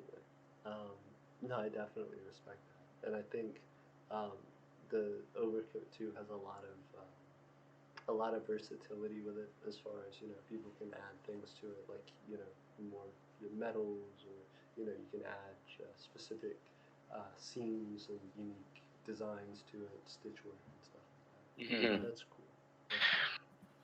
There is one tailor up in England. His last name is excuse me. His name is Pinsett. I forgot his first name, but he basically does exclusive colonial. Like I forget the time frame he said he does, but like I watched an interview that he did where he said basically the last pair of jeans he ever owned was when he was 14 and he burned them. Oh wow. And ever since then he has only dressed colonial style Regency period. And he makes his own clothes doing it. So that's yeah, there's a lot of people on YouTube who does like specific eras only. Like there's another one who I think she moved to England now, but her last name is Bernadette. She does Edwardian only. She has like a 1930s, I believe, sewing machine that she uses, but she mainly does traditional like hand sewing techniques and stuff like that. But there's a ton of people on YouTube who just like do specific eras, which is amazing and stuff like that. So it's just amazing. Bring a Oops, lot of sorry. time period for sure. No, I'm sorry. Go ahead. Oh no, I didn't know what you were saying for a second. I was hearing my echo. Oh, sorry about that. I was just saying, yeah, it really brings alive the time period. It's cool that those people can kind of find each other, and see that there are other people who are trying to recreate and keep alive those traditions. That's cool. Right. Let's see here. Do you want me to go ahead and stop the screen sharing, or just keep it on? I mean, that's fine. I was going to say, I think we have gotten quite a bit done as far as trying to develop Aeternian fashion. I feel like I don't know. I don't know exactly what direction to go with it, but I feel like I know. I know that I need more things to define more. Not to define more, but I need to start looking at items. Start getting clothing materials together, and fabric types and stuff. Start going and looking at stores to try and figure out more of exactly what I want with it. I think the foot wraps have definitely given me good ideas. Of course, the loose, almost robe kind of looking shirts, the looser fitting cloth shirts, the belts, the pins. I think that's given me a lot to work with for sure. Okay. Do you have any recommendations for any of the stuff that we've been kind of thinking about? I kind of like the leg wraps. They do have versatility. as well. They definitely have that like keeps people dry and warm, especially around the legs, because frostbite and hypothermia is a butt when it comes to that stuff. So definitely having those leg wraps to keep your legs like waterproofed and relatively warm is really good. Let's see, as far as like going back to that example of the blacksmith, that more of the slimmed down look could be relatively cool. Like don't have like the sleeves on the cloak, but then like it could be folded back to look basically kind of like a colonial like Victorian looking overcoat with that vest underneath, like double-breasted vest and stuff. So it looks more Victorian Regency, but that's just me. Like trying to influence that design, but this is up to you. But like having it more to coincide with what the baseline design is going to be, because like with the blacksmith, they are definitely on the minimal amount of clothing as possible, because it's so hot. It's like well over 500 degrees in there probably. Even though that's an exaggeration, and I doubt humans can survive that long in there anyway, but definitely they go for the most minimal amount. So finding them something that can both be breathable and give them that level of protection whenever they're working with extremely hot metal and stuff like that. So that cloak could, that not the cloak, but like that trench coat piece could have some kind of like ability to like be breathable, even though it is leather. That's probably going to have to like be done on like a engineering side of like trying to come up with like a design for that. But I do like that idea of just having like a full body thing. So like if a piece of hot metal does accidentally just like fall off and just like still red hot and just bop hit their shin, their whole shin's gonna burn. Because so like having something that's full length, so if it hits, it's just leather and then bounces off would be good. But then I'm pretty sure the leg wraps would do that too. But so with the length of it, it would have to be of the overcoats, the practicality of having something that big and such a confined space and moving around, it might be knocking over more than what practicality it would have. So let's see here. Maybe if it was knee high and not all the way down. So then that way you could still have the leg wraps, and then basically they end up at the knee, and then the rest is that coat. So that could work. Ooh, that could work. And then with that more casual sci-fi feel, what were we gonna say? Oh no, I was gonna add to what you were saying, and just say, so I think one of the things you brought up that I really appreciated was talking about how it could blend into the more basic design. And when thinking about that, I was trying to figure out, so if you have this like light cloth sort of wrap that most people are wearing, and you have these leg wraps and the cloth shoes and stuff, or potentially boots. I'm trying to figure out a way to incorporate some sort of leather thing or some sort of overcoat in a way that looks, I guess, natural to the rest of it, like if fairly connected to it. And it may not be, like it may be that the contrast is unique, cool, and is the thing that makes it a part of the piece. Yeah. I'm trying to. I kind of like the idea of like having each profession have a different contrast, but the baseline being the baseline. Because then it still proves that individuality of like, oh yeah, this is the baseline of design, but then each profession has its own unique look to it. So you can easily, so instead of having the badge for like sci-fi stuff, and you can be like, oh, that's the blacksmith, this is the farmer, and stuff like that. And having that little uniqueness for each thing would be relatively great. And then whenever big ceremonies happen where like everybody has to come into one specific spot, then that sash comes in with a badge, with that pin and stuff, and then there you go, you have like everyone looks the same again, except their professions are still there, like underneath everything. The like their shawl and stuff is just added on top of that to show like they're still united, but then when they take that shawl off, they still have the baseline with their profession. I think that would be really cool. Yeah, and I think it doesn't even necessarily need to be that the pin be attached to like an additional shawl. It could be just attached to whatever the outside their adapted, professional uniform would be. So yeah, that could True. You could True. For that. For the rest of the time, it would just be in a necklace. So. Mm-hmm. Definitely. Okay. No, but I do like that. I do like having what you said about having each profession have its unique contrast, its unique addition to that baseline.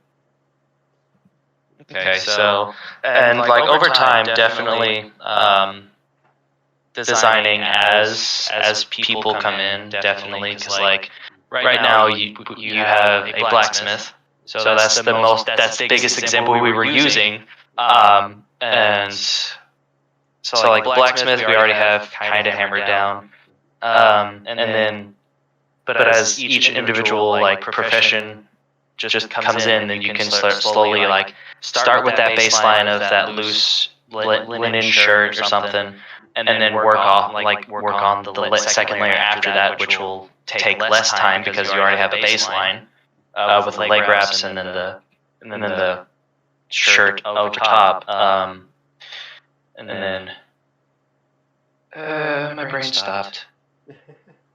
My brain was just like, nah, stop the sentence. And then you can like just focus on just like the over piece for the profession itself and go from that. Absolutely. So I kind of like that idea. Me as well. I like that idea very much. Yeah.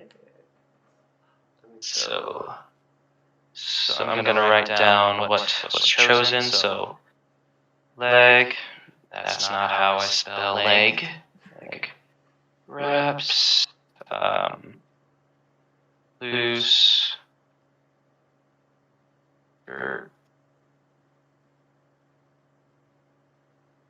loose shirt, and then you said for the pants. What kind of pants did you like? Like the loose that flares out? Not even necessarily like a bell bottom, but like just imagine like if you had baggy sweatpants, right? But like cloth, like baggy sweatpants, but they like they were maybe up to wherever wherever this wrap stops, like mid calf height or so, maybe up near your knee even, and just kind of stopping there, but having that upper part be this bagginess, so it sort of flows over a little bit, and contrast to that very tight, smooth part of the leg. Colonial pants. Those do that. They end at the knee, and then they have stockings at the end. The colonial pants. They have like they kind of like tie. They have like a sort of like a what's it called? They have like a little string that's like sewn into it, so where they pull it tight and like just like scrunch up all that fabric, and then they just tie a bow around it. So the colonial pants style definitely. Very So. I like that. It's gonna have certainly different varied aspects. Colonial pants. World War II leg wraps looking design. Good. And with the shoes, I would say for blacksmith, definitely have steel toes. No exceptions. Steel toe, a must. Because we're not gonna compromise industrial like actual just safety and regulations. Oh yeah, definitely. Definitely. But yeah, like like when I heard fabric, like the cloth shoes, I was like, no. My brain immediately went to like, oh no, all the injuries. But okay, yeah. But no, so colonial pants, loose leg wraps. I'm gonna put boots slash cloth shoes, or So yeah, boots slash. did you like that? Did you like that moccasin looking design that was like that I showed you? With the leg wrap attached? Yeah, that's Yeah. yeah. I have shoes that are almost identical to that. Yeah. Okay, so something like that. Okay, so cloth. If I can write. Shoes. Okay. And then, did you want like a headpiece or anything, or just leave the head? I suppose just leave the head like it, because people in different professions will need to do different things in different situations. Yeah, exactly. Not everybody likes wearing a hat. So. Mm-hmm. Definitely true. Like, although for like the blacksmiths, I'm not sure if your friend blacksmith does this, but like sometimes blacksmiths have the bandanas to keep the sweat out of their face. So like maybe having like a stylized bandana for all blacksmiths. I don't know. Something like that. Yeah, it would be a cool way to make like a unique thing. Absolutely. Yeah. So like bandanas for like blacksmiths to keep the sweat out of their faces and stuff. And that's the only profession I can think of right now. Hunters, perhaps, maybe some kind of. I can't even think of what a hunter would use as far as a headpiece besides like. Oh, I'm sorry. Oh, sorry. But like maybe if some kind of like head warming hat, like especially at night when it gets cold. Some kind of like hat or like something to cover the ears and keep the heat in on. So just regular hat or something. I don't know for a hunter. Or even like you said, like the shawl earlier, like that could be where the shawl comes in. Yeah, the shawl and the cloak design or something. Yeah, definitely. I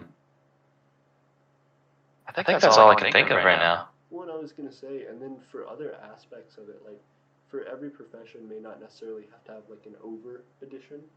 I imagine for certain ones it'll just be like different detail effects. So for example, whereas a farmer may have cloth foot wraps, for example, somebody who's a government official or in an executive for a business may have like silk cloth wraps or something that are just showing some of the differences in workplace and environment. Okay. Yeah, definitely. Fabric types and stuff. Definitely. The different textures in fabric, yeah. That like shows what profession as well. So like linen, cotton for the outside workers and stuff like that, and then for the inside workers, something possibly more luxurious or something. Yeah, absolutely. Something like that. Yeah. Okay. And then that allows people kind of, whatever their profession or whatever they're doing, to have kind of some differences in choice. If you're going out to dinner and you may be wearing one thing versus if you're at work. Definitely. Okay. Good ideas. So fabric choice definitely adds into the uniqueness as well. Absolutely. So fabric choice. What could a Ooh. My brain is running so fast it has nothing inside it. I feel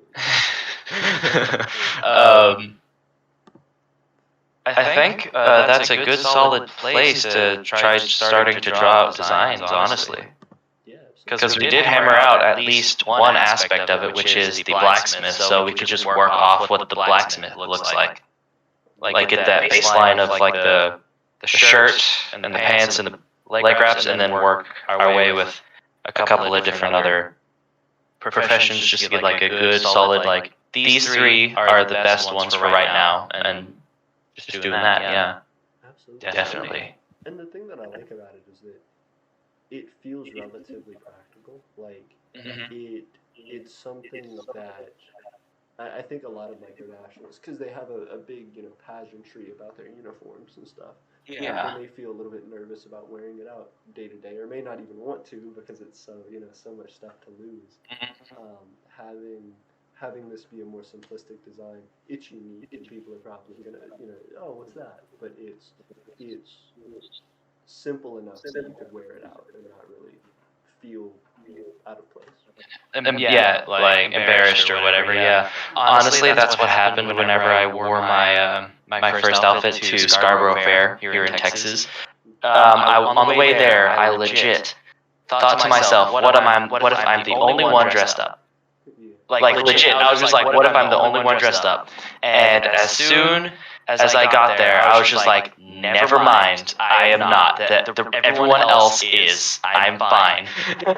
And then like if you ever go to a Renaissance fair or just anywhere like that, that'll also give you good ideas of like what else you could gain from that ideas. But if you ever go, bring cash. Food and water at Scarborough Fair was cash only, and I did not have cash.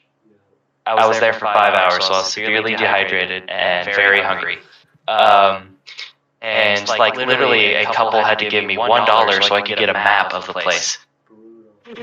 So I was even worse. But as soon as I left, though, when I was about to leave, the cool thing was that when I was leaving, a father and his son were walking past me, and the father was telling his son like what all they had there. And he was just listing off things, and then I walked past and he goes, "They even have an elven king." And I did not register at the time, but when I got home and got food in me, I was just like, wait a minute. Somebody called me an elven king. I'm happy. I got something awesome like that. So I was just like, yes, I did a thing. So it really worked out. It was really fun. I learned a lot from just doing that first outfit. The cape itself I had for it, it was 15 feet worth of fabric. Oh wow. 15 feet, because I had it like going around the shoulders and had that like second age elven armor from Lord of the Rings, where it like makes an X in the back and then wraps around to make a sash in the front. That's how I did mine. So like went all the way around and then just like tied to the back. So it was like I'm just lucky my roommates, because I live in an apartment complex and I have 3 other roommates. I basically took over the entire living room for 10 months while I was working on it.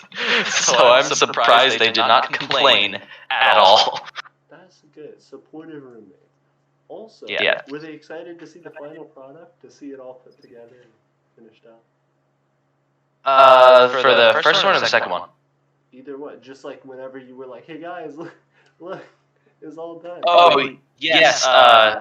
I showed them. Like I had it. I had it on the like I have a dress for them that I got from work, and I just had it sitting on there after I got back from Scarborough Fair. And like anytime they would walk past, they would just be like, "What is that?" And I would just be like, "I did a thing. Look at it. It looks amazing." And I just showed it off, and I even got to go to my costuming class. Because I took it. I wore it on Halloween when I went home. And like when I got back, I showed my costuming teacher, and she was just like, "Now that I see it in person, it looks amazing." And I asked her like, if this was for your class and for a grade, what would you give it? And she was like, an A easily. Like it didn't even take her 2 seconds. She was like, an A, and I'm like, I was stupidly, I was like, why? And like she was like, because you only had 1 semester of experience in sewing, and you did this. Like Jesus, that's why you get an A, because of that. And I'm like, okay, I'm good. I'm good with that. Like, so it was definitely just the thing of like, oh wow, I did a thing. It looks amazing. Let's see if I can do it again. Absolutely. But yeah. Especially to get that from somebody you look up to like that, from somebody that you really want that from. That's awesome. Yeah, like my parents, when they saw it, they were just like, "Oh, that looks amazing." But then they also were just like, "But why want to be a tailor? Not something that has higher paying thing." And I'm like, because why not? Why not? Very true. And well, also depends. You never know. If people like your tailoring, you could be a very well-paid tailor. Ooh, big time. Like I can make like if people love the idea of like them getting to make their own like ideas come to life, like what we're doing right now. The counseling, talking about it, and doing all that stuff, getting a hard design. Then they would feel even way happier than just getting a regular off-the-rack business suit, because it like helps them feel like themselves and like getting that just like that personality and stuff like that to it. And that's the fun thing of like I think the aspect of tailoring is that you give them something that they can wear that they feel good in. And instead of just like getting a regular t-shirt from Walmart or something where they just wear it and just meh. But like if you give them something that they would just look amazing in, then there you go. They'll wear it and take care of it for years and possibly even be like, "Hey kids, here's an outfit that some guy made for me and it looks amazing. Here, it's now your heirloom or something."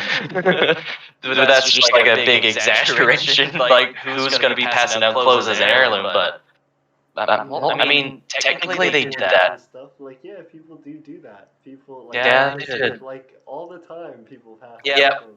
That is true. Never mind. Yeah, I retract my last statement.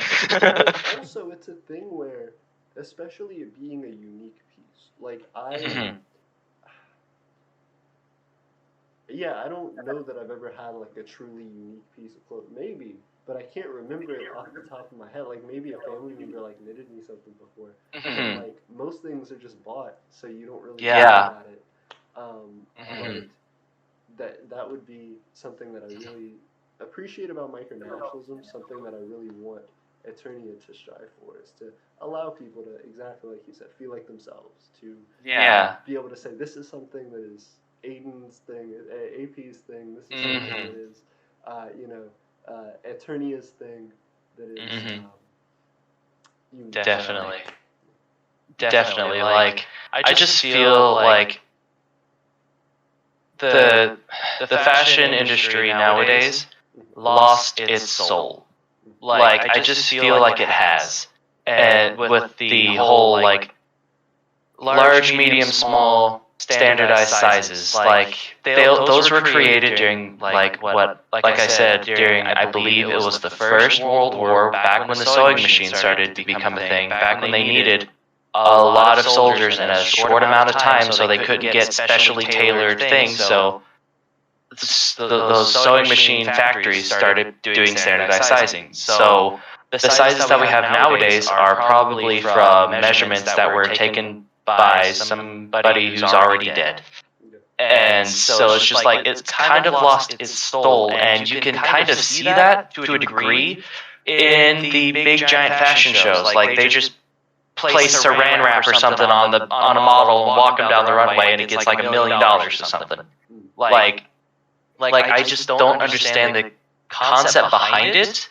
Now, granted, if somebody who does work in a fashion show comes to me and says, "Hey, this is what it's actually here for," then I'll be like, "Oh, well, I guess I misunderstood then." So as far as like fashion goes, I still have way far away to go to learn. But so my first like initial viewpoints on fashion as a whole right now is just it doesn't have the same soul as it did back when it was just small business tailors and making stuff for people. And like it kind of also gives to the credence of like if you have something made for yourself to an exact measurement of when at that time when you got yourself measured, it kind of gives you a sense that, oh, I need to stay within that like keep in fit shape to stay within so I can keep wearing this amazing thing that took so long to make. And it just gives that importance to that piece of clothing that literally took maybe a year to make for that person. So it like helps give that person of a sense of accountability in a way to like make sure that they do justice to the guy who made it or something like that. Well, I was about to add that exact thing, that it also connects you to the person who made your clothing. Like, it's not Exactly. like, oh, this is this thing that I got from Walmart or whatever. It's, oh, this Mhm. is this thing that John made me, and Exactly. he really cares about making this clothing. Mhm. That's awesome. Yeah, so it's still like a whole thing of like, if somebody puts their heart and soul into something, even if it's made for somebody else, then it should be taken care of properly. And like it's like that's just a straight up fact. So it's just like, so whenever I see something that just gets like, let's just get thrown around, I'm like, but like, 'cause, like especially like they show it like on like with Bernadette and stuff. She makes things from like very old patterns from like 1800s to like 1903s, stuff like that, like the Edwardian era. Like that's where she gets her patterns from, and like old books and stuff like that. That she scans and does that, and then like she wears them, and it's just like, yes, that's amazing. Just like making it yourself and doing it yourself and just having that soul put into it and everything. So same thing with like that's the same. It's the same thing like with cooks putting their love into things where it makes it taste better. Like that's the same thing with outfits, in my opinion. It's just like it just gets like it just feels better or something like that. No, I agree. It's I think in part that it's a gift, right? Like, Mhm. if you, I buy things all the time, like little trinkets and stuff at the store that I'll all of a sudden not use anymore, and then I can just throw them around and I don't care at all. Yeah.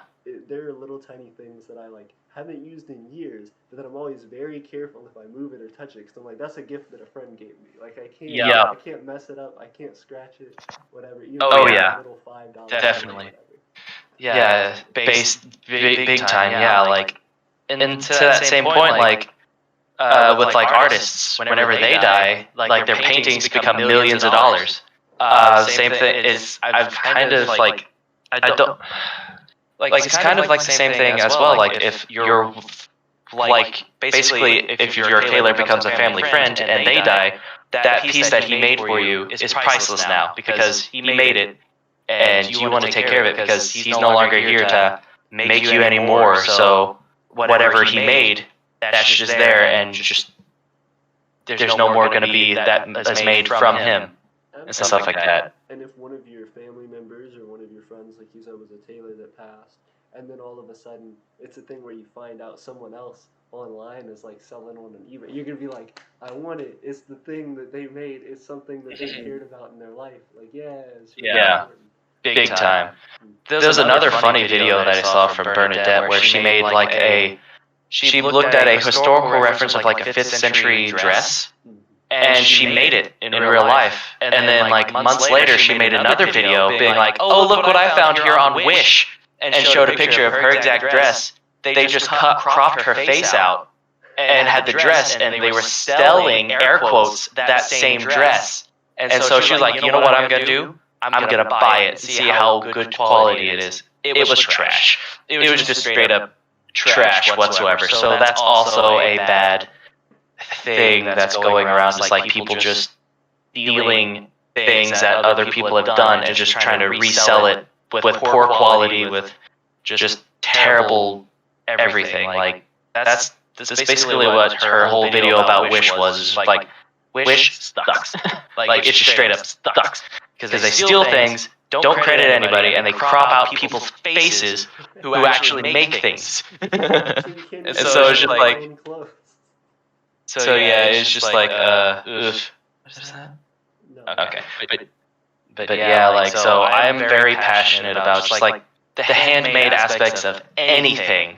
Like I even hate the architecture nowadays because it's just so lifeless. Like the big giant buildings that are just glass. It's just like, but where's the beauty in it? Like, so I'm basically I'm a very old soul probably. Like, not probably been my whole active life probably was back in like Greece and all of those big civilizations where it just had big beautiful architecture and everything, and it's just like, but now it's just like, I hate you. I hate this building. It sucks. But like, But no, like the heart is where things get its value. Is in my opinion. Like earlier this semester, I was in a class about government, and one of my classmates in the class basically was like, if a small business cannot afford to pay its employees, then why have a business at all? And I just sat there and was just like, oh really? No, that is not at all how that works. And like I was about to just yell at that student for like, because like I legit in the class mentioned like, I want to make a small business, and if I heard somebody say that to me directly, that would make me lose all passion and wanting to do anything, and that will basically make anybody who wants to start a business, which this country was basically made to do, what would just not in the first place. But yeah, like I was just like, no. Absolutely. So I think I kind of see both sides of that, and the only reason is because I'm almost going through like a similar thing right now, in the sense that with Eternia we've started to make a little bit of money, particularly this year. So we've already gotten our LLC license, or we are going to be paying our business taxes and everything. But the thing that's an issue now is we need to get it's called EIN, an employee identification number, to do our banking and stuff like that. Yeah. That also, I believe, ties into you know your employment of people and making sure that you're following proper codes for that. So Exactly. the thing that has been interesting is we make enough money right now to continue to support what we're doing and to continue to grow things, but I don't take any personal profit from that. And I don't have enough money to pay anybody, so everything just kind of goes back into developing Eternia right now. But it's this hard thing to figure out, because if we find somebody, like for example David, who's the blacksmith that's going to be helping make things for us, we can potentially do something where we are able to hire him for his time right now as a contractor, a subcontractor, where he'd be paid upon individual creation of an item. But it wouldn't be feasible for us to pay him by the hour, because we would run out of money very quickly. So Yeah. the that's kind of a place where I understand that person saying like, you need to be able to pay your employees a livable wage, and I 100% Yeah, definitely. but there's a lot of gap in a business between when it is making money versus when it's making enough money to hire an employee at a reasonable rate for them. So I get it. Definitely. Yeah, like after I got over my initial just like, how dare you, basically, I realized, well, yeah, like employees, if they are getting screwed over, like monetarily wise, then like that's just bad business in the first place.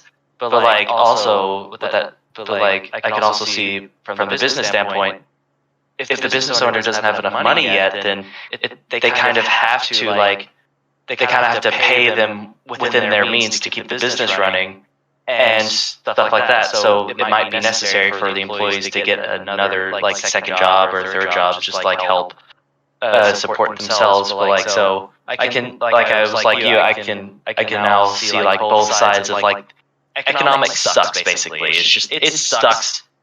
It's regardless of what country, it just sucks. Basically, money sucks, but that's what we have to deal with. And so yeah, like whenever I make my business, that's what I'm gonna have to be dealing with too. And like right now, I basically only have like $400 to my name. Seeing as I'm a college student, and once I graduate, I won't have any debts, like no student loans or anything. So. But because like the state pays my tuition, but I won't go into that part, but of reason why. But they pay my tuition, so I don't have to pay student loans, which is crippling a lot of recently out of college people, and even people who are like in their 40s still paying college loans. Like that, I feel like I am somewhat beneficial of not having to do that, so I can just start off with a clean slate, and all I would be doing is gaining profit, regardless of where I work. But still, regardless of that, like only going positive in the bank account,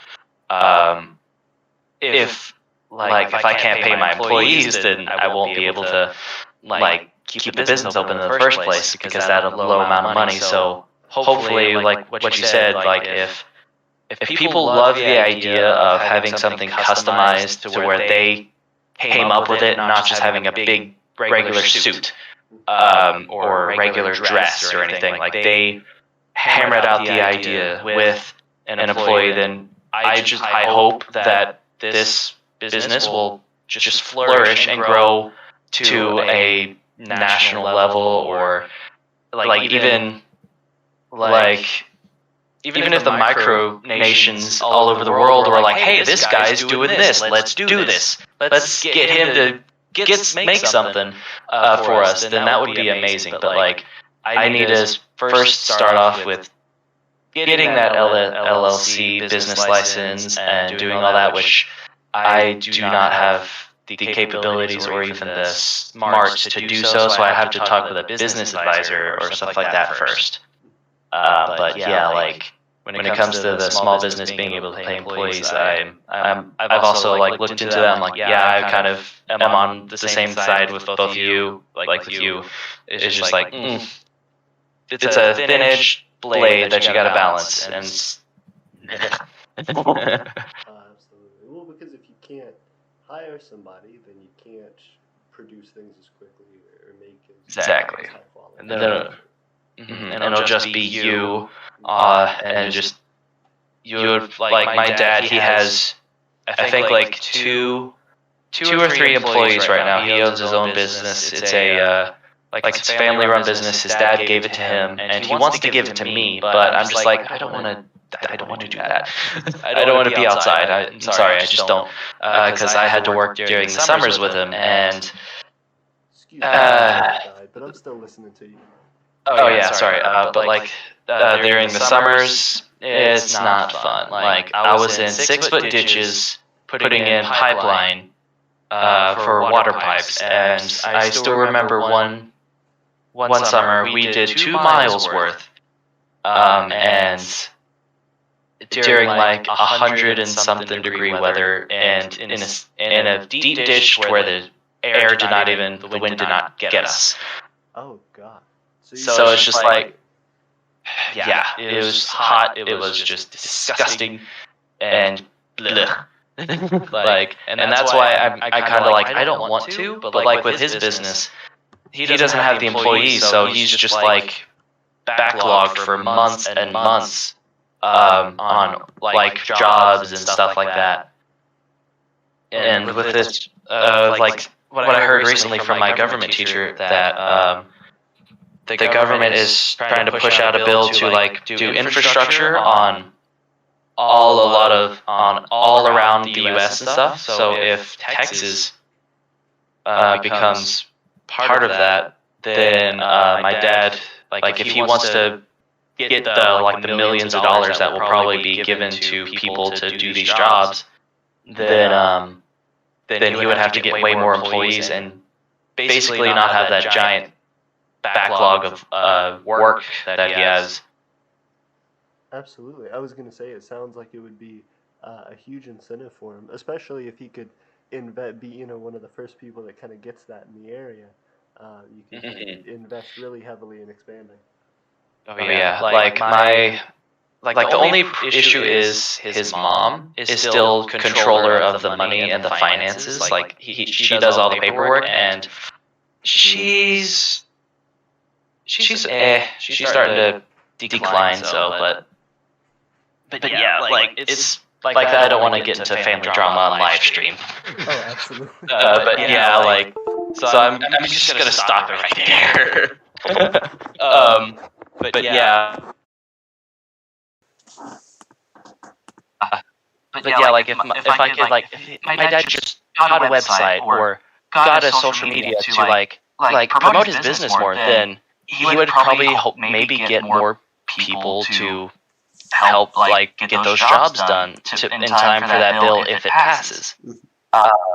Which my government teacher's why don't you build him a website and everything? I'm like, I mean I could, but I don't know how to build a website.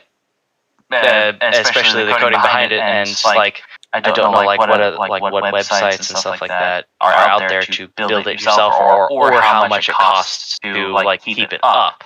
Like I don't know how much that is. I was gonna say, so web domain, from what I understand, just because I've looked a little bit into it for Eternia, web domains aren't too bad depending on what it is. So I would recommend looking at that because it can be, just a few dollars a month, like $10 a month or something.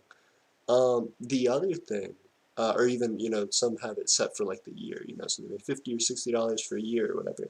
The other thing, um, Wix is what I used for the Empire of Aeternia, and that doesn't give you a domain name by itself. You'd want to buy it gives you like their domain name, but if you wanted to buy your own, that would be a different thing. But they provide free hosting, and they allow for you to pretty much just like do a drag and drop template thing, so you can change. I'm not trying to plug Wix, but that's what I used, and it was pretty easy because I don't know how to. I know a little bit. I'll say that. I know a little bit of how to do like HTML stuff, so I've made my website, Eternia's website, a little bit unique. I added like a little like progression bar and stuff for our land purchase funding. But other than that, it pretty much just can kind of put pictures in, create like tabs. This is pretty straightforward, I would say. Okay, nice. So Wix is definitely a good idea to look into. Big time. Okay. And even if not for his business, if that's not the route you go, even just for doing, like you were talking about for your designs with tailoring, just putting that online and saying, hey, this is the kind of work that I can do, I think would really drum up some interest. Okay. Yeah. That would be pretty cool. Definitely. Yeah, definitely. Because if like right now, if I start doing stuff for other people, it would definitely be a long time for it to get done. Like it would be way long because I'm just one person, and my brain is just like, oh look, let's just chill for a day and do nothing. So my brain is just like on the do nothing mode for since I'm in school, and it's just like, don't want to do anything after school. But so my brain definitely needs to get in the business mode if I ever decide to start doing the business. But I mean, honestly, when I was doing that first outfit, I kind of got into this zone of like just work, no eat. Just so it's either one or the other. It's just like do this, don't eat or drink, don't even register what kind of time it is. Just do it, or do nothing. It's like cartoons with a clock spinning real fast. Yep, pretty much. That's my brain 24/7 regardless. But like it's just insane. But I'm kind of happy that I actually completed something that was just like something I wanted to make and wanted to do and see what it would look like. Like I can obviously now looking like if I wanted to dig it out and look at it, I could be like, oh, I didn't do this right, or I could do it again, but better, like later on and stuff like that. I can now look at it and then be like, okay, cool, I can just change this around, do this. So I've definitely got that experience where I can see it and then just pick it apart to show where it needs to be fixed and stuff like that. I've definitely grown a little bit to where I had that knowledge of like, okay, cool. And so with the second outfit, like I said, it's going to be with my costuming teacher, where she's going to help me get it fitted and fully tailored to where it looks sleek and nice, and like the curves that I have like put into it makes it artificially, like in a word, in a sense, artificially slimming to where I still have it the size I need, but the way the angles and stuff are makes it look slimmer than it is. That's cool. Okay. Yeah, so like, because there are certain patterns and designs that make people look bigger than they are or smaller than they are. The best example is striped shirts. Yeah. If you want to, that's the best example. Vertical, you look slimmer. Horizontal, you look wider.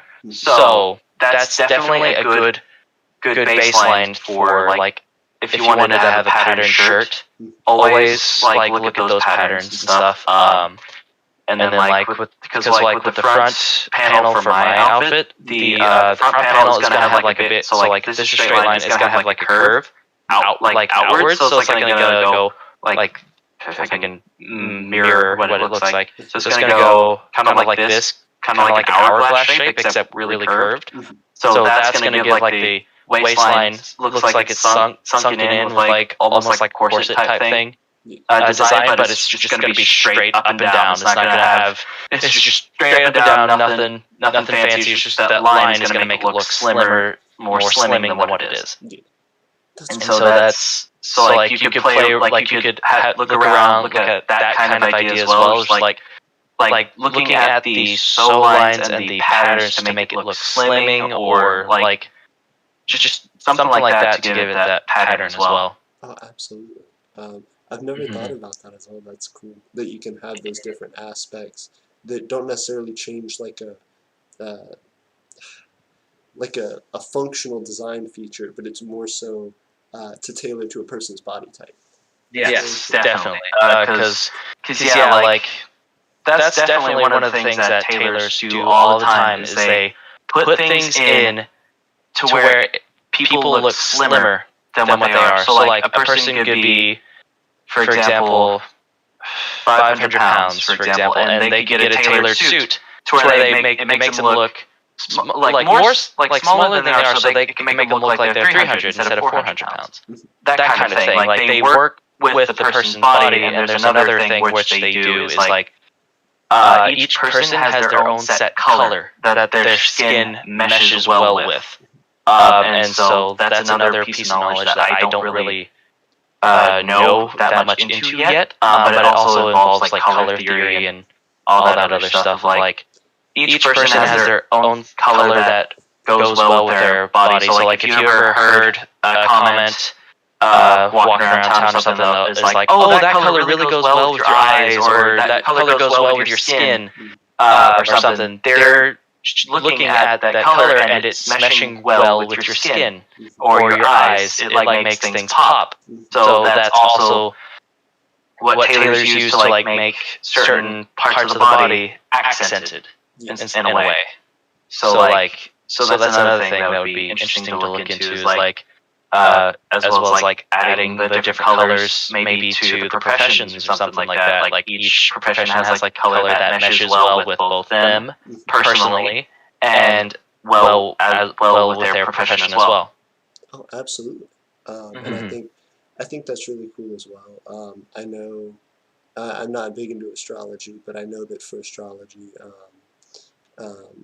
having your birth month and correlated to like a birthstone and stuff like that is really sentimental for people and has a lot of purpose. So I definitely could see a similar correlation in Aeternia and stuff where you could have specific colors correlated to that. I mean, maybe even just directly, like keeping the same. Yeah, just definitely. being like a blue whatever for my birth month. Definitely. But yeah, no, that'd be an idea. You ask, like once the citizen comes in, like I'm pretty sure. I think for your citizenship request, does it ask for a person's birthday? Yes. Okay, cool. So it's weird because I didn't want to ask people who are below 18 their birthday. I put, are you above or below 18? Is the thing. Okay. And then, for people who are above 18, because we have citizenship licenses, on their citizenship license, if they're accepted, it's their specific birthday. Okay, cool. Because like what you could do is with that pin design, put the birthstone on the pin. Gotcha. Like in the center, like just like in the center of everything, and then their Aeternia could be on the top, and then the professions or whatever they like, it could be circled around it as well. So that would be cool. So it could be like a necklace with their birthstone, and then like everything else around it and stuff like that. I like it. That'd be a cool idea. Oh Yeah. So each different side and each piece, you know where to look to identify different like symbols for that person. Yes, exactly. Yeah.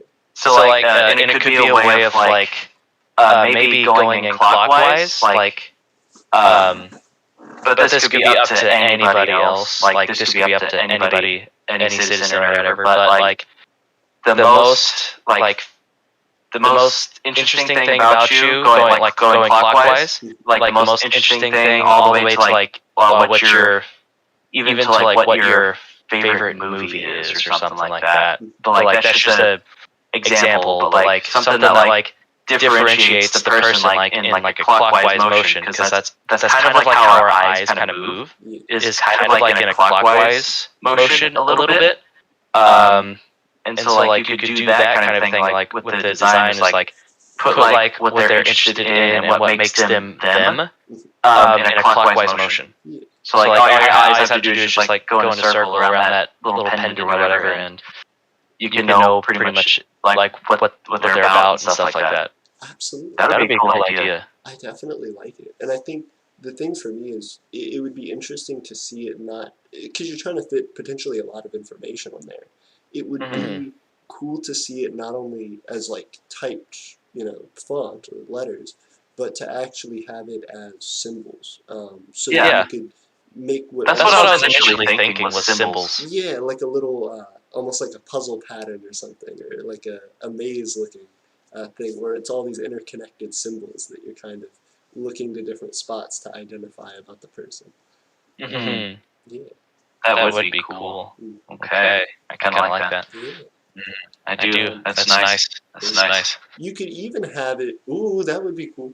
You could even have it, like you were talking about, kind of spiraling out. You could have different like ring levels potentially for it, where everything kind of radiates out from that center of it with that birthstone, and then you would have like, this is like government, if you're in any like government sort of thing, or this is like how your citizenship is described, and then this is how like your family stuff is described, and then it like, kind of builds outward. This is your a solar system type effect, like in the concept of each planet is further out, but each like characteristic is also further out towards the edge of the pendant as well. And then you could have that ring of just like, it could be one solid ring of things, and then another solid ring of symbols, and then another. Okay. Yeah. And that determines different aspects of their life, like the orbits of those different planets, kind of. Yeah. I like that. That's nice. Okay, so creating Aeternian culture out here. I love it. Definitely. Now what you got to do is come up with your own language. That's the come up with a conlang. Yeah. People love conlangs. I appreciate them. They seem really cool. I wouldn't commit to it, I don't think. Difficult. They are insanely difficult. I took French in high school, and I liked it. I'm from South Louisiana, so there are some people who speak, a little bit of French down there, but I didn't keep up with it at all. Like, I can't commit myself to learning actual useful languages. I can't do it for a conlang. Yeah, like it's insanely difficult. Like I have a hard time like retaining languages. Like I took 4 years of Spanish in high school, and usually people who take Spanish know a relatively good amount, especially for 4 years in high school. But there's just me being like, I don't know what you're saying. I have no idea. I'm not even gonna attempt to try to know. Like I'll ask you like, what does that mean if I'm interested? But like at the same time, I'm like, I don't understand. I'm sorry.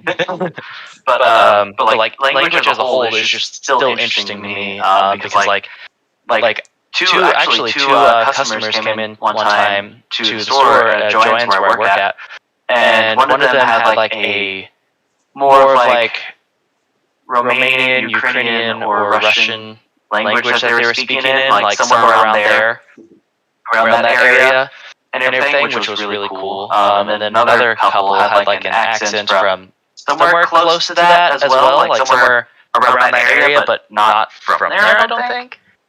But both times it was like that was really cool. And then there was some other families who were speaking like Mandarin, Chinese, and other languages around there, and I was just like, that's really cool. And I was just sitting there like while I was doing like cutting fabric stuff, I was just sitting there just listening to them just because like it was so cool to just like listen to it and just be like, that's fun, I like it.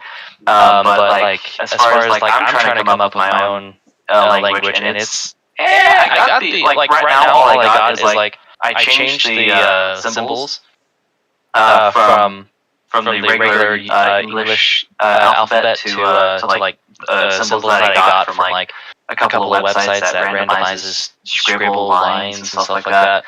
But it looks like it kind of looks like a mix between kanji, Chinese, and Elvish.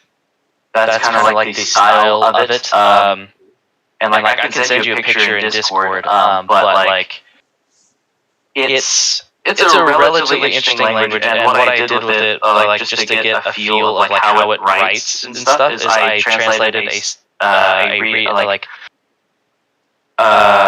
regeneration speech from Matt Smith in Doctor Who when he was regenerating into Peter Capaldi. I just like wrote that all into like the writing style, and I just thought it was like really interesting to like look into it at least, because like looking into things to me is like you gain more knowledge than what you had. So like I looked like I probably have more useless knowledge about Lord of the Rings lore and Lord of the Rings, not Lord of the Rings, Dungeons and Dragons lore than most people. Like that I at least I know. There's probably some who know more than me, and I still watch YouTube videos of things like, oh, I didn't know that. So obviously there's more people who know more, but like from at least people I know a lot about that nerd stuff than they do. So it's just like time to get learned. But then it becomes real practical information, especially with you being a tailor, doing these things where you're trying to create unique designs and trying to pull from different cultures and different aspects that people wouldn't ordinarily use. So you can be like, all these other tailors don't know about Dungeons and Dragons lore, but I have this example right here. Yep. Exactly. Like so it definitely helps in that aspect. Like anything creative, like looking at other things, like looking at things outside of your wheelhouse of like what your profession is, you can find so much inspiration. Like I'm pretty sure even like some coder who's coding a machine to do like something or other could probably look at like a piece of art and just be like, oh, maybe like translate it into coding language or something. Just looking at that and be like, oh, that'd be interesting to try and like figure out how to make that cool looking thing into this. But that's like a two separate sides of a coin of like technology versus painting. But it's really cool, just like you said, like having all that knowledge of just like different aspects and like of different things, and just being like, okay, let's put this piece there and then there, stuff like that. It's fun to do that. But it's like I feel like my brain is on full though. So with all that knowledge, so it's a balance. Like it's a balance. Like some days I'm just like, wait, you said that. What, yesterday? Like my friends are sometimes like we were talking yesterday about doing this. I'm like, I don't remember. I'm sorry. I don't remember that. But okay, let's do it. So yeah, like that concept of like, oh yeah, your brain has a certain amount of storage space. I'm pretty sure I'm at my full with all of that. That or I just have bad memory issues. One of the two. But then you pull all these facts that you learned out of a hat like a magician. You got it. Exactly. Like so, very situational memory. That's very situational memory. I can remember those facts, but like when it comes to tests, I'm like, oh god, it's due tomorrow. Here we go. So yeah, very situational memory. Like I envy the ones who have photographic memory sometimes. I'm just like, I wish I could memorize stuff by looking at it for once. I was going to say, my girlfriend Tiffany is the one between the both of us who has a better memory. And she's all the time getting up to me like, why don't you remember that? I told you that like 2 days ago. And you know, and I'm like, I don't know though. I forget everything. Yep. Goodness. No, yeah, I can respect that. Before we get going, Is there anything that you wanted to finish off with? Is there anything you wanted to like promote or to talk about or to bring up? You talked about your conlays. You talked about tailoring stuff. I don't know if there's anything that I want to talk about. As far as I can't think of anything right now, honestly. Besides definitely giving Emperor AP a like and follow or whatever, whatever on that stuff. And just let's get that land fund up there and get some more land funds. Definitely purchase stuff on his Etsy. That'll be fun. I want to see that land and a flag flying there. Yes. I would definitely want to see that. Oh, absolutely. Well, it's coming one day or another, but yes, it is. We need to keep connecting on trying to come up with cool clothing ideas. And like I said, we're getting better and better over time with our metal, refining. So if you want anything, let us know, and I'm sure we can send you some stuff. Sweet. Okay. Yeah. Like as far as my this is just a last minute thought, but like as my I'm still like in the very early stages of my micronation at least. But at least I know what one concept of it is, the government type, and it's going to be the like monarchy type, like the absolute monarchy type. But and then as far as like that, I've already like been thinking of like different designs for like the aspect of the clothing stuff. That's the main thing I've been trying to focus on is that. Like I haven't thought of anything else, but like I've been definitely trying to think about like how to do this properly and like trying to build it in a way that can be respectable and both at the same time have that like fantastic type. I've definitely been looking through your videos of like how to build a micronation a lot, and then Demarius, ever since like I discovered his channel, I've been looking at his. I've just been like really focused on like trying to make sure it's right before I do it, because like you mentioned before, even to me on private Discord, and like everyone else has mentioned, they fail all the time. And like another video I saw like I think it was Demaria's video. I forgot his name. What's his name? The Emperor of Demaria. Emperor Andrew. Andrew. Okay, so Emperor Andrew. He was talking about like in his video of like the naming.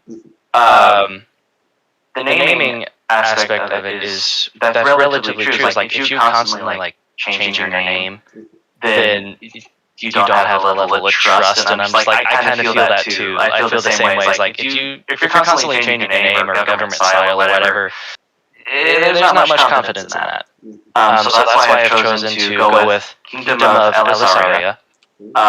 And basically, like I even came up with like I have my personal name and a name that I use for whenever I'm in like once my micronation starts to be at least relatively bigger, a name that I use for when I'm in the at least like Aeternia Kingdom mode, because like that way I can like differentiate between the two in a way. So like and it's like completely different from my personal name, so that way like I can switch almost in a sense like switch personalities in a way. Like to more of like a crude way of saying it, but like have like that two different personality types where like I can tie a name to the micronation and tie a name to my personal life, so that way they're both separate and both. So like when I know somebody's saying the name that I use for the Kingdom of Aeternia, I can be like, okay, cool. So this is what I would do, and like this is what I'm going to do, what I'm going to do in that, and then my personal life where I'm just like, okay, let's go do some fabric retail store stuff. Yay. So I've kind of like come up with that. I don't know if you thought about doing that, but like that's just my thing. Absolutely. So it's actually interesting. AP is just the initials of my name. It's a thing that one, it's sentimental to me because it's what my mom called me. Yeah, definitely. Yeah, there have been very few, like my tight, close family calls me AP, but nobody else really called me AP. So I wanted to introduce that as kind of the way that I approach micronationalism, because it's important to me, and because I feel like it's an extension of my family to some degree. You know, I'm wanting to build this community of people. Definitely. But yeah, I think the thing that's hard about it, as I have gotten more and more involved with it, they blend together more and more. Obviously, you know, not everything in my professional life and stuff like that is blended with my micronational stuff, but I think the larger that it gets, the more that people know about it, the more that it does start to naturally blend. So I would say for myself, I'm not really trying to differentiate the two, because I think eventually they're just gonna naturally collide anyway. Yeah. But I definitely respect it, and I know that for plenty of people in the micronational community, but also in just ceremonies and events and stuff, people have a name that they go by in one sense and a different in the other. So the one thing that I'm also thinking about is like changing my name to the name that I'm going to be using for the Empire of Aeternia as a whole anyway. Like, I'm thinking about changing it in the first place, but so that's why I'm gonna keep that name like right there for now, so that way whenever I get called that, I can be like to gauge myself how I'm going to be, like how I feel about the name when people are calling me that, to make sure before I like maybe eventually like commit to that name.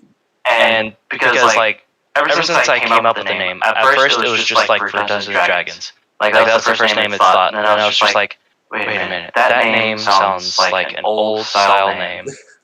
I like it. I like it a lot, but I don't have the money to legally change my name. Oh well. so like I've only been using it in D&D for right now. And then even the Kingdom of Aeternia started off with being a kingdom for a campaign I'm wanting to run as well. That's how it kind of like started, and I was like, Aeternia, that sounds amazing. I like that. And then that's when I started looking at, like, that's when I found your video crop up in the way beginning was like, you can make micronations? What? And so then I was like, I'm definitely that's the name I'm going to use, Kingdom of Aeternia. And like another friend was talking about like, because like the base of it was brought about from King Elisar from Return of the King. That was his name he went by after he changed his name from Aragorn to Elisar. And but I wanted to go something different to where it hopefully no copyright claims would happen. So I went with Elisaria and spelled different as well. And what I did with like the meaning of that word was Kingdom of Kings. And that's like the meaning of it, like behind the word. And then I kind of went with like that whole trope of like Elisaria. So like the people of the kingdom was Elisarians, which was like people of the kings, and then the language Elisarian was language of the kings. So like it kind of has that theme of like the kings going through it, but it also there could be a queen at some point anyway. But like still, there's just like having that baseline of just like this is the kingdom of kings, this is people of the kings and stuff like that. So like kind of have that baseline of that idea behind it, and like eventually I want that. I still want it to be part of that campaign I'm making, because it'll still be cool. Too, and it also has like that Elisaria sound. It has that sound of Elvish, like Elvish and like Elven names and stuff like that. So I am very drawn to like anything elves as well. So like the main knowledge I have in Lord of the Rings is based around the elves, not Lord of the Rings. D&D. D&D is based around the elves, and then but granted, technically, so is Lord of the Rings. It mainly talks about elves throughout the entire like Silmarillion and stuff like that. So technically, same with Lord of the Rings. But technically, I'm really like more drawn to like that elegance and like that grace that they just hold both in like D&D and in Lord of the Rings, and that's kind of like the style I want my kingdom in the first place to go with. As well, it's just like that grace and that style.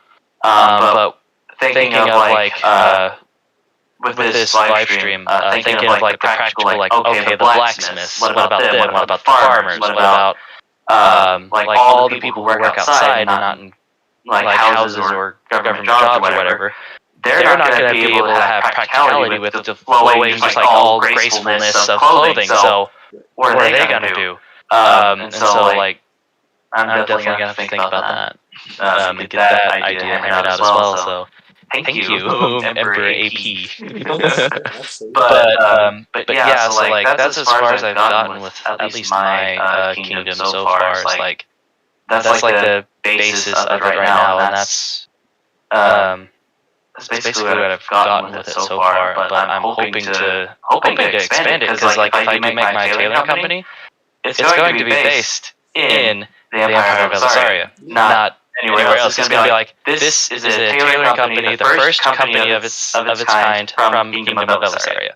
So I want to be able to do that, and it's hopefully that actually works out. But I need a lot more experience in every aspect of it first, because experience matters big time. And I guess that's kind of like a holdback for not just me, but for everybody. Is like I've seen like a lot of people want to do things, but like the possibility of like what is it? The road is hard in a way. And anything, so like I guess that kind of like holds people back, and I'm kind of still in that group as well as like me wanting to do all the stuff. Yes, that's a good idea, but like you gotta do it, and so that I have to get past that mindset. And you definitely have, I believe, as far as like what the Empire is, but like as far as what is going on now. But from what I've seen, you're but words. Words. But yeah, like No, but I was just gonna say it means a lot.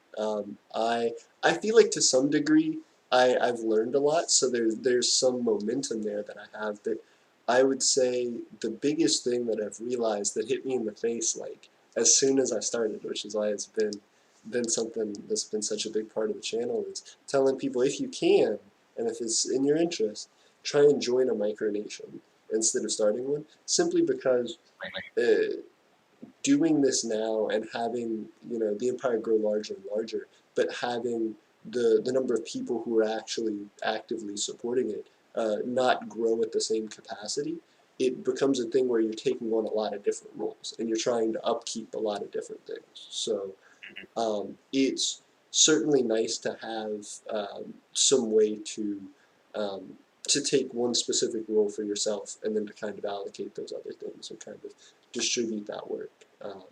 So yeah, I would definitely say for Aeternia and for in general micronations, doing what you feel like you're good at, what you feel like you're comfortable with, and starting with that approach is probably going to be your easiest thing. If you like clothes and design and art, bringing the culture of your nation and designing the characteristics of it like that, like the language that you said you're doing, all of that will really make people excited about it and will really hone in on what makes it special. And then from there you can bring in other people who have other talents to do the other little nitty gritty filler detail things. Yeah, because like I was definitely planning on wanting to hire a blacksmith and a leather worker if my tailoring business became larger, so then they can work on the metal aspect of like whatever outfits wanted to be made with metal and whatever outfits wanted to be made with leather or both.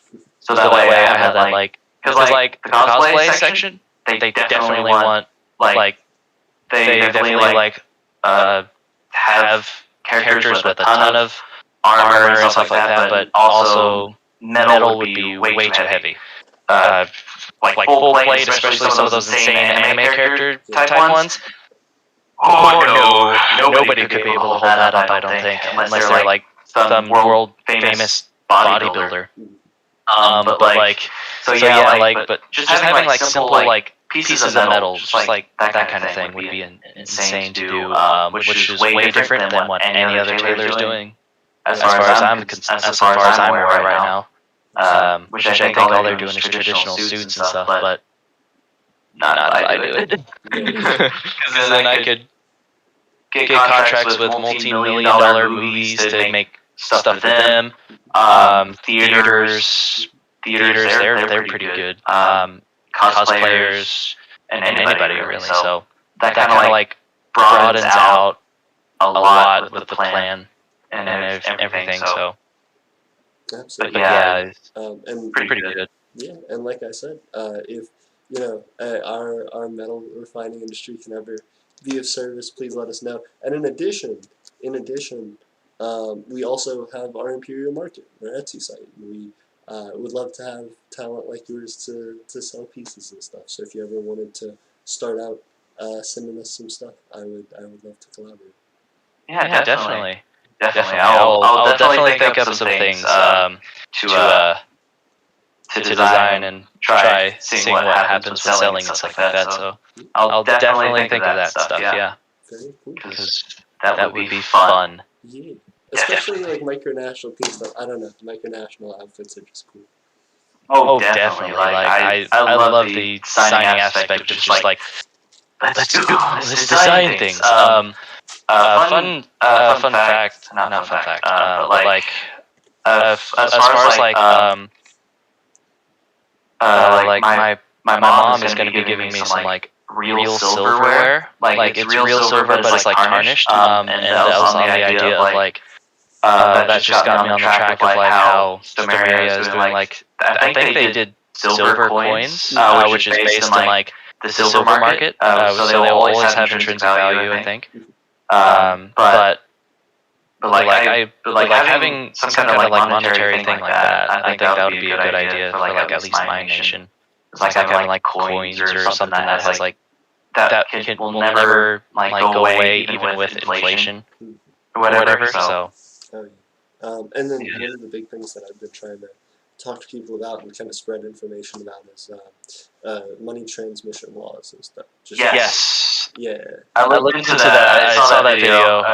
But that was a live stream, wasn't it? Yeah, it was a live stream. That was a live stream, yeah. I watched that live stream, and I was just like, that's some good information. Let me look that up. And so I legit went on like a Googling spree of that kind of thing, and then I saw the price tag of like $2,500 or something like that. I'm like, I need to get more money. Yeah, and that's the dilemma.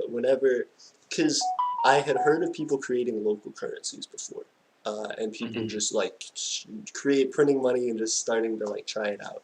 And I'd heard of different businesses doing stuff like that, and so I started like Googling it and looking around, and I was like, oh no, has anybody heard of this thing? So I went and like talked to a local lawyer about it and like asked them about it. And they were like, yeah, it's a thing, but I don't really know much about it either. There's like specific lawyers for all that.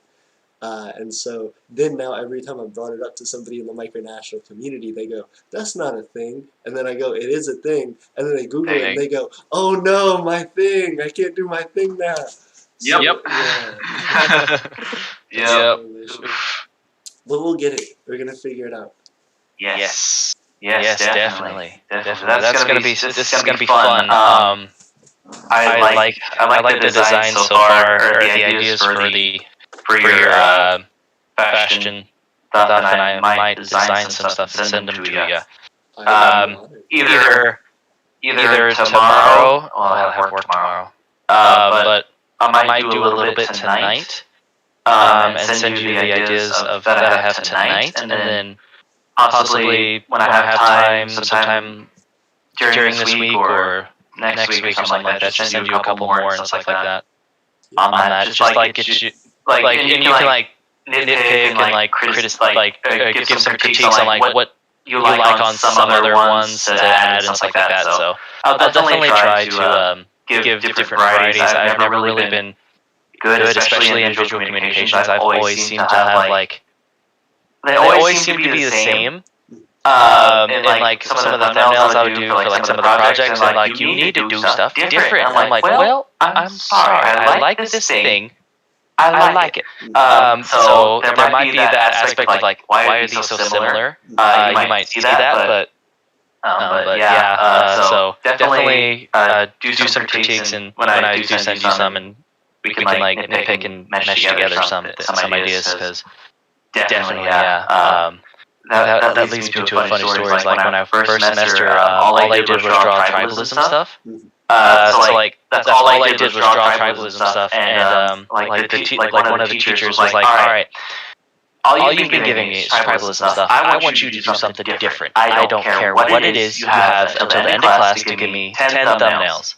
I gave her 12, and she was like, I did not expect you to finish these thumbnails. And I was just like, well, you challenged me, so in your face. But she ended up choosing the ones that I did within like that. It was like maybe like 20 minutes left in class or something, because like they were an hour long. But yeah, she's like, I like these. There you go. Do those. I was like, all right, cool. But yeah, like oof. But no, it was a fun experience. I have my associates in visual communications as well, and I'm getting my associates in theater. So we'll see how that goes. But yeah, like, but definitely, this will be fun to come up with ideas. Absolutely, I am excited. I'll definitely look at work as well to see if there's any patterns within like the Simplicity books or the McCalls or the Vogue or whatever as well. See if there's any like designs that might look good because that we can take, because like I looked this up. Any patterns that are on the open market, they don't have a copyright, so you can use them and sell them. Ooh, that's cool. So if you like, you can just use the exact pattern on that thing and you can sell it, and you won't get copyrighted or sued for it. But if like we can use it and just take it, like just look at the pattern, at the picture of it, and then just change things around and then just do it that way. So I'll definitely look into those, see if I can find anything. They definitely have more things for women than they do for men in those pattern books, but also the women's stuff is way more fancy, way more awesome, in my opinion. So all I have to do is just change a couple things, straighten out a couple of curves, and it's made for a man. That's what my costuming teacher told me. It was like, all you gotta do is just straighten out some curves, and there you go. It's made for a man. So, but they, yeah, women definitely do have like a way wider selection of amazing, awesome costumes and outfits and stuff versus a man who just has like button-up shirts, a suit, some sleepwear, and that's it. Absolutely. Same. Yeah. Definitely. But I will definitely look into that. And I might even try finding some fabric as well that we have. We don't have like some wool, or like we have felt. I don't think we have wool as itself. We have fleece. Definitely we have a ton of cotton. But yeah, I'll take a look and see if I can see anything that screams Empire AP vibes as well, and then take a picture of like the barcode. And if you want, if you do have Joanne's around you, definitely look in the coupons. There's so many good ones. Website, mail, the ones I get in the mail, the app as well. I'm promoting Joanne's for you on the live stream, but whatever. But definitely, they do have a cool thing on the app. It's like you can type in the article number, and it'll bring up the exact article number that it shows, and you can get it shipped from. So like if you say if the store's closed that day when you look it up, you can get it shipped to your house and stuff like that from wherever they have it. And stuff like that. So it's not just like a fact of like, oh, they don't have it in store right now, then it might be several weeks. But like, if they have it in a different store, they can get it from there and bring it to you. So you can kind of it's kind of cool in that aspect. But yeah, I'll definitely look in there, see if I can find anything that screams AP and Aeternia as a whole, and look at the patterns when I'm off work and stuff like that. So. Yeah. Thank you so much. Mm-hmm. You're welcome. And I'm excited. I know you said there might be some stuff that has like a similarity to it, but I'm excited to see your own essence in it and your own artistic design. Mm-hmm. Yes. I can actually show you some examples of how I kind of draw. I kind of draw just the top part of them, but like if you can see that on the camera. But like that's the kind of style I kind of do. for some reason never do the bottom half. I just always do the top half because I think that's more of like what people see. They don't like normally people don't look at the legs. They just look at the top. So I guess that's where my mind kind of went for most of these drawings. Is like they go towards the face. So there we go. But yeah, like that's some of the aspects like that I do is I just do like big like overall design. I don't go into like the individual part of the pattern because I don't know how to do that. Like going from measurements to an actual pattern. The disconnect to me is like right there in between. So, but that's why I need to get a job as tailor first to be able to gain that experience. But there's not a lot of places that at least I know about that do like full on like cutting of fabric, putting out patterns, going from measurements to that. There's not a lot of places around here, especially in the U.S. That I've, especially here in Texas mostly, that have that kind of thing. Like it's usually just alterations. Like it's just like altering things, like sizing things in, and that's kind of like the max that I've seen around. And I've definitely like Google searched and like looked on Indeed and all these other like job places, and there's like maybe one or two. I was gonna say this is incredibly stereotypical, so forgive me, but like I would think Western wear stuff would have more tailoring, because it'd be like it's these really expensive leather pieces that you're buying, and you're like, I don't know. I would think. Well, you're not wrong. You're not wrong in a sense. If you have like a $200 or $300 like cowboy jacket, leather, full get up. No, you're definitely not wrong. I have like. My mom has bought me several jackets that I haven't worn. That she's like, oh, they're expensive, you should wear them. I'm like, but they are expensive. I don't want to ruin them. Like, because like my mom, she goes to, like they used to go to the National Finals Rodeo over in Nevada. And that's where they would get all that stuff. And those jackets could range $150 to $250. And they're just a general like large or something, and they're still just like, you should wear them. I'm like, but I don't want to break them. They're expensive. You tell me they're expensive, and I don't want to wear it. Like because I live out like on a like when I'm not here in where I go to college. My house is like on a little 100-something acre plot of land, and we have horses, we got cows, we got pigs, we got chickens, we got you name it, we got it almost.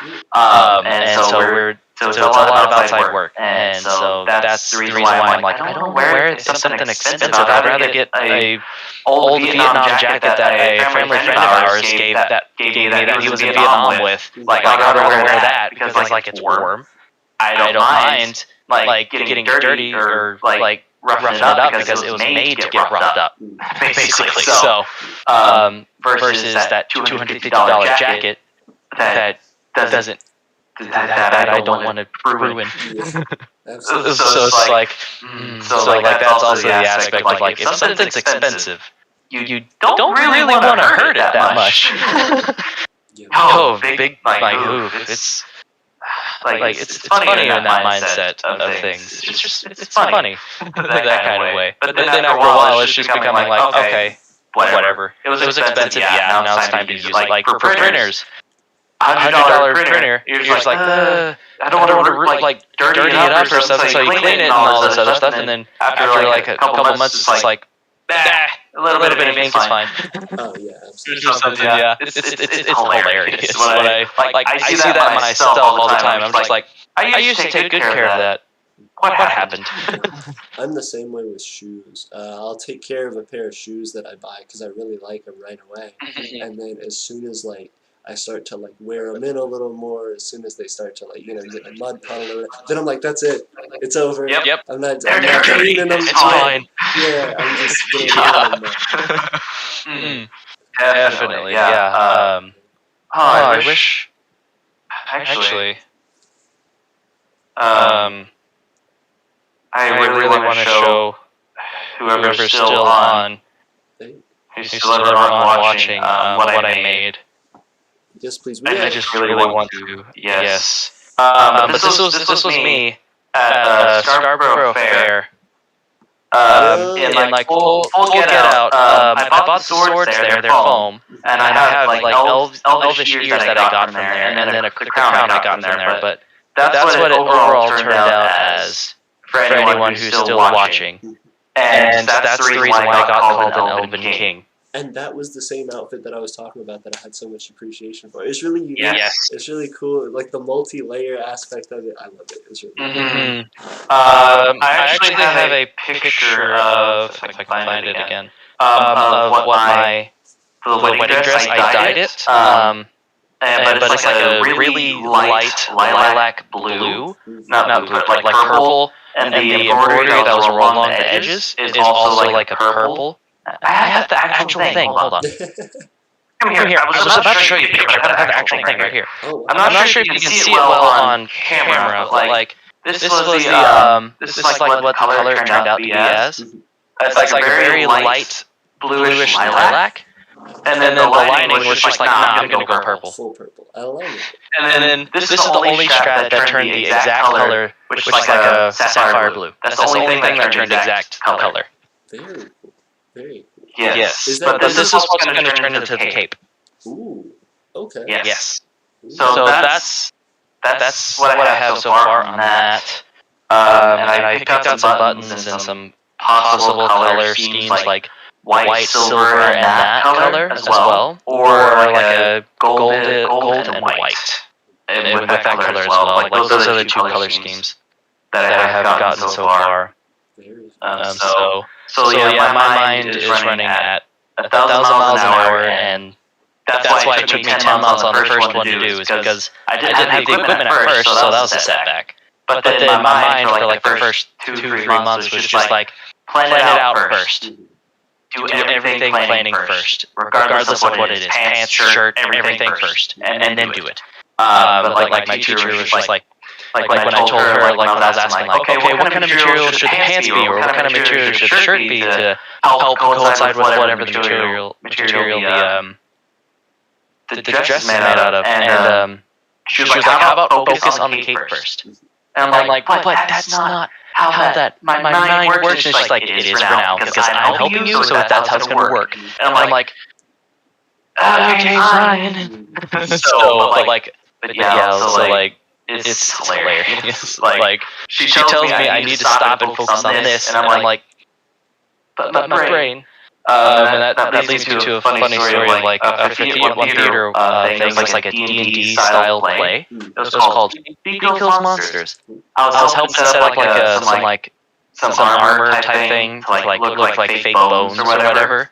And I literally was looking up pictures of an actual rib cage and getting the exact measurements and everything. And she was like, "What are you doing?" I'm like, I'm putting the skeleton apart. Yeah, I'm doing anatomy and stuff. She's like, a skeleton from D&D. They could have 2 rib cages for all I care. And I was like, what? And so, like at that same point, like I was at like where she caught me was like I was looking at the sternum. And like looking at how like big the sternum is and everything. And fun fact, it's only an inch wide. And it's 6 inches long. And I learned that, and I was like, that's how thin it is. It feels like wider. And like the funny thing was, I was like holding up a measuring tape, like doing like this and everything. And somebody across the room just saw me and was like, "What are you doing?" And I'm like, "I'm measuring my sternum." And she's like, "Why?" And I was like, "Because apparently human sternums are 1 inch wide." And then I see her face just go like, "Really?" And then she just goes, "Is it?" She just doesn't do it. Just like, okay, cool. So I gained a little bit of knowledge of that as well. It was like, apparently the human sternum is an inch wide. What information is this good for? I don't know. Except the fact that apparently with CPR it's easy to break it. I guess that's part of the reason why. Is because with sternum being only an inch, it's easy to like break it on accident and stuff. So that's crazy. You start off as a tailor, you end up in the medical field. That's amazing. Very cool. I mean, Well, some of the things I have to look up. I mean, sometimes maybe because I have like it's weird. Like my mom has so much. Like she's a nurse, so I mean, she knows a lot of things about how medical stuff works and stuff like that. Like it's hilarious. Like I'm just waiting for the point whenever I'm at there's this one funny comedian who was like her mom was a nurse, and they were walking in the store. She's like, "Oh, I have a splitting headache." Her mom goes, "Okay, here." And just pulls out a pill, and she's like, "Take it." So she does. And the funny thing was, she hears the mom go, "Oh, what color was that pill?" And she's like, "I don't know." And she's like, "Why don't you look at the pill? Like, what color the pill is?" She's like, "Because you're not somebody I met at a party." Like that was what the audio was that I listened to, and it's just like that would be my mom. That is my mom, legit. Like she would hand me something and then possibly go, "Wait, what'd you take?" And I'm like, "I don't know. You're the nurse." I trusted you with my life. Yes, like you're a nurse. You helped me through a lot of sicknesses and stuff. Like, so she's like, "Okay, fine."